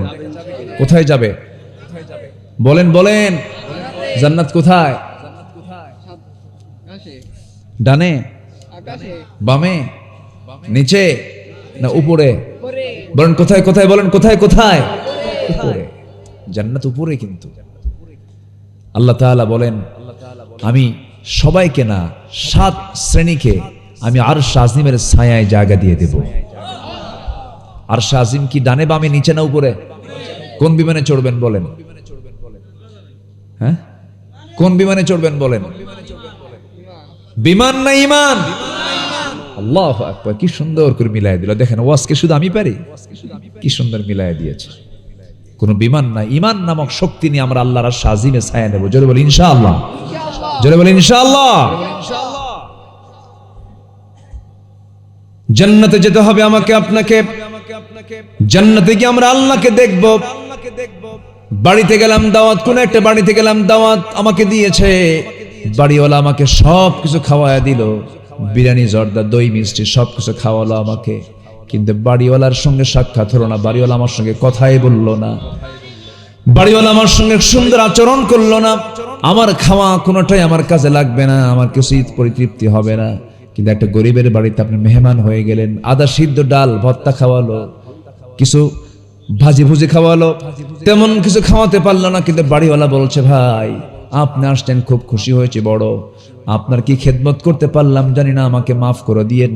আমি আপনার জন্য যতটুকু খেদমত করেছি আপনি কিছু মনে করবেন না। বলুন তো, ওই পোলাও, বিরিয়ানি, জর্দা খাওয়ার চাইতে এই ভর্তা খাওয়ারই মজা বেশি, ঠিক কিনা বলেন? জান্নাত পেলাম আমি, বিশাল জান্নাত পেলাম, কিন্তু আল্লাহ কি পাইলাম না, আল্লাহর সাক্ষাৎ হলো না, সেই জান্নাত আমার জন্য জান্নাত হবে না। আল্লাহ বলছেন বান্দারে তুই জান্নাতে ঢুকবি, আমি মেহমানদারি করব, আমি নিজে তোর সামনে দাঁড়ায়া দাঁড়ায়া কথা বলবো। জোরে বলুন সুবহানাল্লাহ। আল্লাহ বলছেন ফামান কানা ইয়ারজু লিকা রাব্বিহি ফালইআমাল আমালান সালিহান ওয়ালা ইউশরিক বিইবাদাতি রাব্বিহি আহাদা। আমার সঙ্গে সাক্ষাৎ করতে চাও, নেক আমল করে আসো, শিরিক মুক্ত হয়ে আসো, আমি আল্লাহ নিজে তোমার সঙ্গে লেখা সাক্ষাৎ দিয়ে দেব। জোরে কোন সুবহানাল্লাহ। দুনিয়াতে আমরা আল্লাহকে দেখতে পাবো না, আল্লাহকে দেখার মতো সেই যোগ্যতা আমার দুনিয়াতে নাই। এই চর্মচক্ষু দিয়ে আল্লাহকে দেখার মতো ক্ষমতা আমরা রাখি না, আমরা দেখতে পাবো না, নবীরাও দেখতে পান না। একজন নবী দেখতে চেয়েও ব্যর্থ হয়েছেন, সেই নবীর নাম কি বলেন? এত তাড়াতাড়ি বাড়িকে আশেপাশে নাকি? এত সুন্দর করে বলেন, মুসার নামটা বললেন, কেন জানলেন, কেন বুঝলেন? কারণটা হলো কোরআন তাকে চেনায় দিয়েছে। এই কোরআনে মুসার নাম আছে না নাই বলেন? সবচেয়ে বেশি নাম মুসার নামটাই আসছে, অথচ কোরআন নাজিল হয়েছে আমার নবীর উপর, আমার নবীর নামটা কম আসছে, কিন্তু মুসার নামটা বেশি আসছে। এক্সাম্পল দেওয়া হয়েছে, এত দামি নবী মুসা আলাইহিস সালাম ছিলেন, অনেক দামি পয়গম্বর তিনি ছিলেন। আল্লাহর সঙ্গে তিনি কথা বলতেন, ডাইরেক্ট কথা বলতেন, অডিও কলে কথা বলতেন। একদিন বলতে বলতে বলছে, আল্লাহ শুধুমাত্র অডিও কলে কথা বলি, দেখা হয় না। আল্লাহ শুধু কথা বললেই কি হবে নাকি? দেখবো আমি তোমারে। আল্লাহ বলছেন অডিও কল চলবে, কিন্তু দুনিয়াতে ভিডিও কল নট অ্যালাউ। কি কথা কি বুঝতেছেন? ভিডিও কল নট অ্যালাউ হবে না, তোমার ফাংশনই পাবা না তো। কিন্তু মুসা আলাইহিস সালাম বড় একটু জিদ্দি ছিলেন, যা বলতেন তিনি তাই করে ছাড়তেন। বলতেন আল্লাহ তুমি যেটাই বলো না কেন, বলে ফেলছে যখন চেষ্টা করে ছাড়বো। আল্লাহ বলেন লেন তারানি, আমাকে দেখতে পাবে না। আল্লাহ দেখার চেষ্টা করি দেখি, চেষ্টা করে ব্যর্থ হলে কোনো আফসোস নাই। তুর পাহাড়ে আয়, ওয়াত্তিন ওয়াজ্জাইতুন ওয়া তুরি সিনিনা ওয়া হাযাল বালাদিল আমিন। তিনি বলছেন আল্লাহ এত কাছে পাহাড় আছে, কোন পাহাড়ের নাম নিলা না, এত দূরের পাহাড়ের নাম নিলা, ভাবছো মুসা যাবে না? মুসা ছেঁচড়া কম না, তাও যাবে। জোরে কোন সুবহানাল্লাহ। আল্লাহু আকবার। চলে গেছেন, দেখতে গিয়েছেন, আল্লাহর সঙ্গে দিদার করতে গেছেন। পায়ে ছিল জুতা, আল্লাহ বললেন জুতা খুলে আসো। জুতা খুলেছেন, তিনি জুতা খুলতে ভুলে গিয়েছিলেন। কিন্তু আমার হাবিব, আমার নবীজি, আমার রাসূল আল্লাহর আর শাজিম যখন গিয়েছেন, জুতা খোলার জন্য পায়ে হাত দিয়েছেন। আল্লাহ বলছেন আমার হাবিব জুতায় পা দিবেন না, জুতায় হাত দিবেন না। আপনার জুতার আপনার জুতার ধুলা নেবার জন্য আমার আরশ আকাঙ্ক্ষিত হয়ে আছে। আল্লাহু আকবার। আমার নবীর দামটা কত! আল্লাহ রাব্বুল আলামিন নিজের পরিচয় দিতে নিয়ে বলেছেন আলহামদুলিল্লাহি রাব্বিল আলামিন। আর আমার নবীর পরিচয় দিয়েছেন ওয়ামা আরসালনাকা ইল্লা রাহমাতাল লিল আলামিন। আল্লাহু আকবার। সে রাসূলকে মহব্বত করার দরকার আছে না নাই ভাই বলেন? মহব্বত কি আছে? দরকার আছে, দরকার আছে। মহব্বত নিজের জীবনের চাইতে কম না বেশি? বেশি। আমার বন্ধুগণ একটু কান লাগান। সফল হওয়ার জন্য 9টা শর্ত বলেছিলাম। 1 নম্বর হলো ঈমান, নাম্বার 2 হলো বলেন কি? নফসের শুদ্ধতা, পরিশুদ্ধিতা। নাম্বার 3 হলো সত্যবাদী হওয়া। নাম্বার 4 হলো তাকওয়া অর্জন করা। তাকওয়া অর্জন করার জন্য শর্ত হলো মুত্তাকি হওয়ার জন্য 5টা শর্ত। নাম্বার 1 হলো আল্লাহকে বিশ্বাস করব, দেখে না না দেখে। বলেন বলেন, দেখে না না দেখে? না দেখে। নাম্বার 2 হলো নামাজ যারা কায়েম করবে। নাম্বার 3 হলো কিতাবের প্রতি যারা বিশ্বাস রাখবে। আল্লাহ রাব্বুল আলামিন বলছেন নাম্বার 4 হলো আল্লাহ রাব্বুল আলামিন বলেন প্রথমে আল্লাহকে বিশ্বাস করতে হবে না দেখে, নামাজ কায়েম করতে হবে। এরপরে আমি যে রিজিক দিয়েছি সেই রিজিক থেকে কিছু অংশ আমার পথে খরচ করতে হবে। কিতাবের প্রতি বিশ্বাস আনতে হবে, আখিরাতকে মানতে হবে। উলাইকা আলা হুদাম মির রাব্বিহিম ওয়া উলাইকা হুমুল মুফলিহুন। জোরে বলুন আল্লাহু আকবার। এরাই সফল হবে। এরা কি হবে? সফল হবে। নাম্বার 5 হলো কোন বান্দা সফল? নাম্বার 5 হলো যারা ধৈর্যশীল। ধৈর্যশীলতা আছে যার, সফলতা আছে যার, আছে তার। ধৈর্যশীলতা যার নাই, সফলতা তার নাই, কখনো হবে না। বলুন তো ভাই, ব্যবসা আগে না ধৈর্য আগে? কাপড়ের দোকানদার কাপড় বিক্রি করে, কাস্টমার চলে আসছে, গেঞ্জি একটা কিনবে, এক গেঞ্জি দেখেই কেনে না, আরো গেঞ্জি দেখে, বহুগুলো গেঞ্জি দেখে, 10-12টা গেঞ্জি দেখার পর সে গেঞ্জি কিনলো না, পছন্দ হয় নাই। আপনি খেপে গিয়ে বলেন কেন নিয়ে যা, 10টা দেখালি কেন? কি কথা বলছেন? নাই ব্যবসা হবে? হবে ব্যবসা? হবে না। ধৈর্য ধরতে হবে। বলেন তো বিয়ে আগে না ধৈর্য আগে? বলেন বিয়ে আগে না ধৈর্য আগে? আমাকে এক মহিলা ফোন দিয়ে বলে, হুজুর আমার স্বামীটা সকালেও তালাক দেয়, বিকেলেও তালাক দেয়, আমি কি আসি না নাই? কি কথা কি বুঝতেছেন? সকালেও তালাক দেয়, বিকেলেও তালাক দেয়। এত রাগ। যারা বইয়ের উপরে এইরকম করে এই তালাক শব্দ, এই জাতীয় শব্দ প্রয়োগ করে তাদের শক্তি খাটাতে চান, উচিত কি জানেন? এই তালাক শব্দটা আইনের শব্দ, এই শব্দ যারা খুব ইজি করে, উচিত কি জানেন? বাঁশের যে ডাল আছে ওটা কি বলে? এই কঞ্চিগুলো, চিকন যেগুলো একদম কাঁচা কঞ্চি, যেটা এটা কয়েকটা এক জায়গায় করে একদম পিছন দিয়া একটু কয়েকটা বাড়ি মারা দরকার। আসতে কোন কেন? তালাক টালাক দিয়া পরে কাম দেয়ার কয়, হুজুর দুটো মেয়ে আছে আমার, কেমনে যে তালাক দিলাম হুজুর, হুঁশ ছিল না। হুজুর দেখুন তো কোনো কিছু করে ব্যবস্থা করা যায় কি? দেখছেন মার্ডার করে ব্যবস্থা করবে।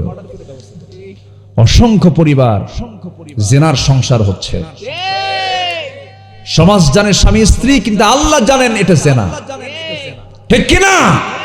এজন্য বিয়ে আগে না ধৈর্য আগে? ধৈর্য আগে। আল্লাহ পাক বলছেন ধৈর্যশীল হবা, আমি রহমত পাবা। জোরে কোন সুবহানাল্লাহ। রেগে যাবেন, হেরে যাবেন, রাখবেন, হারবেন, চুপ থাকবেন, দেখবেন জিতবেন। জোরে কোন সুবহানাল্লাহ। খেপে গেছে একজন, খেপতেছে, খেপে লাভ কি? খেপার কোনো ফলাফল নেই। আর আপনি যদি ধৈর্য ধরতে পারেন, বিশাল আপনার পুরস্কার আছে। বলেন তো, জঙ্গল কি পরিশ্রম করা লাগে? কোথাও জঙ্গল হবে পরিশ্রম করা লাগে? তাহলে যাবেন না, তাহলে কি হবে? বলেন, শুধু যাবেন না, ওই জায়গায় কি হয়ে যাবে? জঙ্গল। আর বাগান করবেন, পরিশ্রম করা লাগবে, লেবার লাগবে, মেহনত লাগবে। বাগান করতে মেহনত লাগে, জঙ্গল করতে মেহনত লাগে না। মেহনত ছাড়া জঙ্গল হয়ে যায়। রাগ কোনো যোগ্যতা নয়, রাগ কোনো আপনার জন্য ক্রেডিট নয়, কিন্তু ধৈর্যটা হলো যোগ্যতা। ধৈর্য হলো বাগান, ধৈর্য হলো বাগান, রাগ হলো জঙ্গল। রাগ কি বলেন? জঙ্গল। রাগ করা যাবে না, রাগ করলেই বড় বিপদ হয়ে যাবে। সকল নবীরা ধৈর্যের পিরামিড ছিলেন, সব নবীরা ধৈর্যশীল ছিলেন, তবে একজন নবীর কথা বলেছি, খুব রাগ ছিল, সেই নবীর নাম কি বলেন? রাগটা বেশি ছিল, কিন্তু আল্লাহ পাক রাগ না কমান পর্যন্ত নবুয়ত দেন নাই। নবুয়ত দেন নাই, রাগ আগে কমাও। মারছেন থাপ্পুর, এক ফেরাউনের লোকের এক থাপ্পুর মারো, সারা মরে যাও সারা। আল্লাহ কয়, আল্লাহ এটা কাম করলা তুমি? দেখছেন থাপ্পুর মারছে কিন্তু মুসা, থাপ্পুর মেরে আল্লাহ তুমি এটা কাম করলা কেন? থাপ্পুর মারছে ও যেন ঠিক হয়, একটু আদব বেদব টাইপের, আদব ঠিক করার জন্য থাপ্পুর মারলাম। মারছে থাপ্পর, তুমি মেরে ফেলে দিলা, মার্ডার তো তুমি করলা। আল্লাহ বলে, শোনো, যা করছো করছো, আর কিছু কইও না, দেশ ছাড়ো, ফেরাউন তোমারে ছাড়বে না। উনি দেশ ছাড়লেন, হিজরত করে চলে গেলেন, এমন জায়গায় গেলেন কেউ তাকে চেনে না। প্রচন্ড ক্ষুধা, কূপের পাশে দাঁড়ালেন, পানি তুললেন, খাইলেন, তৃষ্ণা নিবারণ হলো। দুই মহিলা এসে দাঁড়ায় আছে, হাতে বালতি নিয়ে কূপ থেকে পানি তুলবে, তোলে না। বলেন, দাঁড়া থেকে কি করো মহিলা মানুষ? নাও পানি নিয়ে যাও। আমরা পারবো না, শক্তির প্রয়োজন, পুরুষ মানুষ লাগবে, ঢাকনা আমরা টান দিতে পারবো না। উনি বালতিটা হাতে নিয়ে বলেন, দাও। ধারে গেলেন, বালতিতে হাত দিলেন, এমন জোরে ফিকা মারলেন, ছিটকে পড়ে গেল 14 হাত দূরে। মহিলা দুজন থরথর করে কাঁপে, আর মানুষ বলে, এটি মানুষ না অন্য কিছু, এটি কেমনে সম্ভব? সকল নবীরা দুর্বল না শক্তিশালী? সকল নবীরা দুর্বল না শক্তিশালী? আমার নবীকে আল্লাহ পাক দিয়েছিলেন 100 পুরুষেরও বেশি শক্তি, তাও জান্নাতি পুরুষের। ঢাকনা টান দিলেন, পানি তুলে দিলেন, যাও বাড়িতে চলে যাও, সন্ধ্যার পরে মেয়েরা বাইরে থাকতে নেই, যাও তাড়াতাড়ি চলে যাও। পাঠায় দিয়েছেন বাড়িতে। বুড়া বাপ বলে যে, এত তাড়াতাড়ি আসলে কেমনে মা? বলতেছে যে, আব্বা কফিউন আজিজ, শক্তিশালী এক যুবক দেখলাম, খুব শক্তি, ঢাকনায় হাত দিল আর ছিটকে পড়ে গেল। বুড়া বাপ বলে, শোনো আমার বড় মেয়ে, কালকে যাবা, আমার সালাম দিবা, আর ওই যুবককে বলবে, আবুনা শাইখুন কবির, আমাদের বাপ বুড়া মানুষ, চোখে দেখে না, একটু আপনাকে দাওয়াত দিয়েছে, সে চলে আসবে, যাও। চলে গেছে, পরের দিন এরকম করে বলছে। তো বলতেছে, আমি তো চিনি না, আমি বাড়ি যাবো কেমনে? আপনার বাড়িতে আমি চিনি না, আমি কেমনে, আমি তো চিনি না, আমি যাবো কেমনে? আমি এখন মহিলা বলতেছে, আপনার চেনার দরকার নাই, আমি সামনে সামনে যাব, আপনি পিছে পিছে আসবেন। মুসার গেছে মেজাজ খারাপ হইয়া, মুসা সালাম বলতেছে, তুমি মহিলা, তুমি সামনে থাকবে আর আমি পুরুষ পিছনে থাকবো। এই পুরুষ আমি মুসা। আল্লাহু আকবার বলবেন না? এদেশের মানুষ বহুদিন নারীর পিছনে ছিল, আর আমরা থাকতে চাই না, ঠিক কিনা? ইমাম পুরুষ হবে না মহিলা হবে? ইমাম পুরুষ হবে না মহিলা হবে? সকল নবীরা মহিলা ছিলেন না পুরুষ ছিলেন?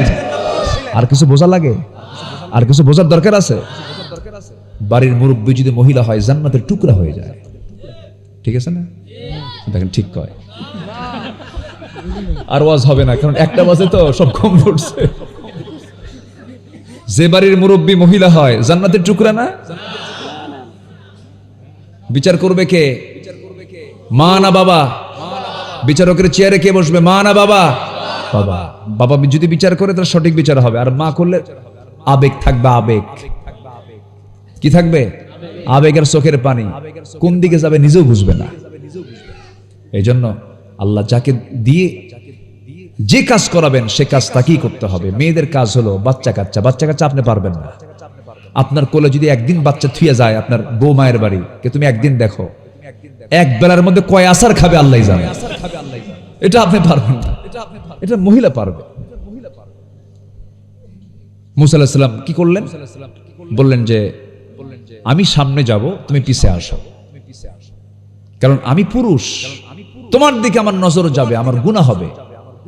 আমি সামনে যাব, তুমি বেশি কথা বলবা না, শুধু দুইটা শব্দ বলবা, ডান বাম। ডান কখন বলবো? আমি যখন বামে যাব। আর বাম কখন বলবো? যখন আমি ডানে যাব। ভুল হলে শুধু বাম আর ডান, আর কোনো শব্দ তুই বলবি না। তোর শব্দের মধ্যে ঝংকার আছে, আকর্ষণ আছে। মহিলা মনে মনে কয়, কালকে দেখি শক্তিশালী, ঢাকনা টান দিল ছিটকে পড়ে গেল। আজকে দেখি চরিত্র ভালো, কথা বলতেও দেয় না, চরিত্র ভালো, তাকায় না, শক্তিশালী যুবক। আদর্শ নারীদের কাছে এই দুটো গুণই বেশি পছন্দ। আলহামদুলিল্লাহ বলেন। শক্তিশালী এবং কি চরিত্রবান। শক্তিশালী আর কি চরিত্রবান। পুরুষের এই দুটো গুণ হলো মেয়েদের জন্য চুজেবল। যারা আদর্শ মেয়ে তারা এই দুটো জিনিসকে চুজ করবে, চরিত্র এবং কি শক্তিশালী। চলে গেছেন বাড়ি পর্যন্ত। বৃদ্ধ লোক দেখেই সালাম বিনিময় হলো। পুরা লোকটা বলতেছে, তোমার নাম মুসা না?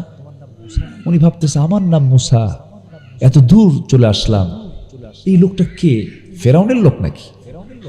কি বুঝতেছেন আপনারা? খুব টেনশন। উত্তর দিলেন কিন্তু থতমত খাচ্ছেন, কাঁপতেছেন। এবার বৃদ্ধ লোকটা বলছে, মুসা তুমি কেমন যেন চিন্তাশীল হয়ে গেলে, কেমন যেন পেরেশানি মনে হচ্ছে তোমার ভিতরে, কি হয়েছে তোমার বলো? তিনি বলছেন, আপনি আমাকে চিনলেন কেমনে বুঝলাম না, এত দূর পর্যন্ত আসলাম, আপনি আমাকে চেনার কথা না। এবার তিনি বলছেন, শোনো, শুধু নাম জানি না কামও জানি কি, থাপ্পড় মারছো, মানুষ মরে গেছে, এরপরে আসছো মার্ডার কেসের আসামি। বলেন কি কেসের আসামি? বলেন। আমার ভাইয়েরা, মুসা আলাইহিস সালাম টেনশনে পড়ে গেছেন, কিন্তু এবার হাস্যজ্জ্বল চেহারা নিয়া বুড়া লোকটা বলছে, হে মুসা, চিন্তা করো না, জায়গা মতো এসেছো। তুমি যার সামনে দাঁড়িয়ে কথা বলছো, এই বুড়াটা সাধারণ কাতারের বুড়াদের কাতারের বুড়া না। এই বুড়ার পরিচয় হলো ওয়া ইলা মাদিয়ানা আখাহুম শুআইবা। আল্লাহ যাকে মাদিয়ানবাসীর জন্য পয়গম্বর করে পাঠিয়েছেন, আমি আল্লাহর নবী শুআইব আলাইহিস সালাতু ওয়াস সালাম। খুব খুশি হয়ে গেছেন। খুশি হওয়ার পরে এবার দুজন করমর্দন করলেন, আলিঙ্গন করে নিলেন। এবার বলছেন, শোনো মুসা, তোমার কাজ আছে। কি কাজ? আমার দুইটা মেয়েকে তুমি দেখেছো, দুইটা মেয়ের যে কোনো একটা মেয়েকে তোমার সঙ্গে বিয়ে দেবো, তুমি কি বিয়ে করবা নাকি? হ্যাঁ বিয়ে করব, কিন্তু এখন তো দেওয়া যাবে না। কেন? তোমার রেকর্ড ভালো না, থাপ্পড় মারলি মানুষ মরে, খুব রাগ। খুব কি তোমার রাগ? এখন বিয়ে দেওয়া যাবে না, দেরি করতে হবে। কি করতে হবে? ছাগল তোমাকে চষতে হবে। আমার বাড়ির ছাগলগুলো আছে, পৃথিবীতে যত প্রাণী আছে সমস্ত প্রাণীর মধ্যে সবচেয়ে শান্ত ভদ্র ছাগল নাকি?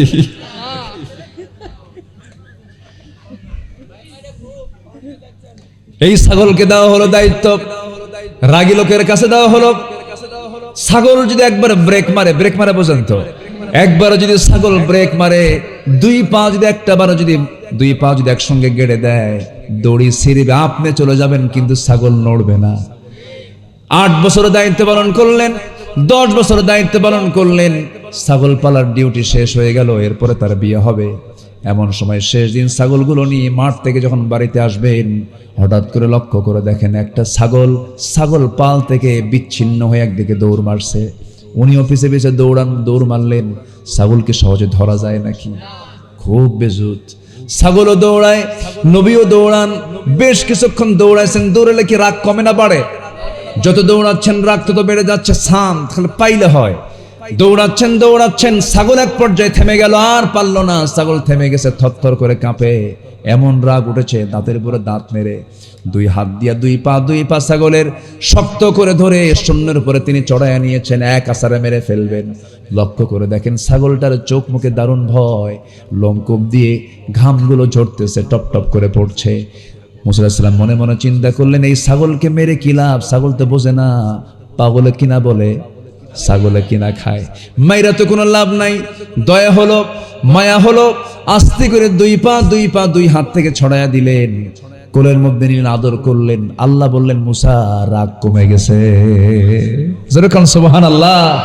নবুয়ত দিয়ে দিলাম। কি দিয়ে দিলাম বলেন?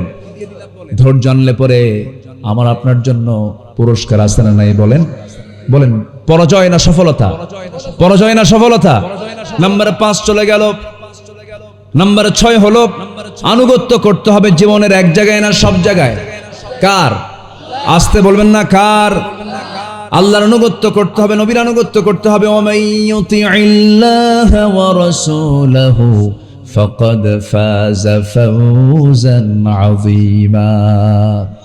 নাম্বার 7 হলো সৎ কাজের আদেশ দাও, অসৎ কাজের বাধা দাও, সফল হয়ে যাবে। সূরা আলে ইমরান বাড়িতে মিলায়ে দেখবেন, 104 নম্বর আয়াত। আয়াতের তেলাওয়াতে যথেষ্ট বুঝে ফেলবেন। ওয়ালতাকুম মিনকুম উম্মাতুন ইয়াদউনা ইলাল খায়রি ওয়া ইয়া'মুরুনা বিল মা'রুফি ওয়া ইয়ানহাউনা আনিল মুনকার ওয়া উলাইকা হুমুল মুফলিহুন। জোরে বলুন আল্লাহু আকবার। সৎ কাজের আদেশ দাও, অসৎ কাজের বাধা দাও, তোমরা সফল হয়ে যাবে, আমি তোমাদেরকে সফলতা দিয়ে দেব। নাম্বার 8 হলো তওবা করা। গুনাহ আছে যার তওবা করতে হবে, তার গুনাহ নাই কার হাত তোলেন? তুলছেন নাকি কেউ হাত? যে তুলছে গুনাহ নাই, ও মানুষ না, ও ফেরেশতা। ঠিক আছে না? ও কি বলেন? ফেরেশতা। আমরা মানুষ না ফেরেশতা বলেন? মানুষ যার নাম, তার গুনাহ আছে না নাই? অবশ্যই তাকে তওবা করতে হবে। তওবা কি একবার না বারবার?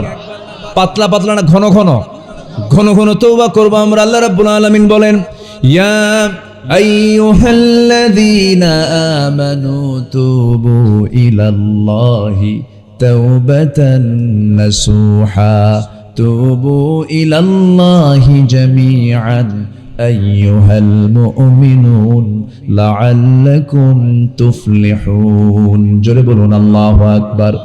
নাম্বার 9 হলো প্রকৃত মুমিন হওয়া। প্রকৃত মুমিন কাকে বলে? যার মধ্যে 7টা গুণ থাকবে, নামাজ ঠিক থাকবে। নাম্বার 2 হলো জিহ্বা ঠিক থাকবে। জিহ্বা দিয়া ইংলিশ কবে না? ইংলিশ কবে পর্যন্ত? কোন ইংলিশ? মুখ খারাপ, কিছু হলে খেলে মুখ খারাপ করে। আসেন এরকম? আছে না? মায়ের নাম, বাপের নাম, 14 গোষ্ঠী, মুখে যা আসে, মানে পাশ করা মুখ। কি করা মুখ বলেন তো? পাশ করা।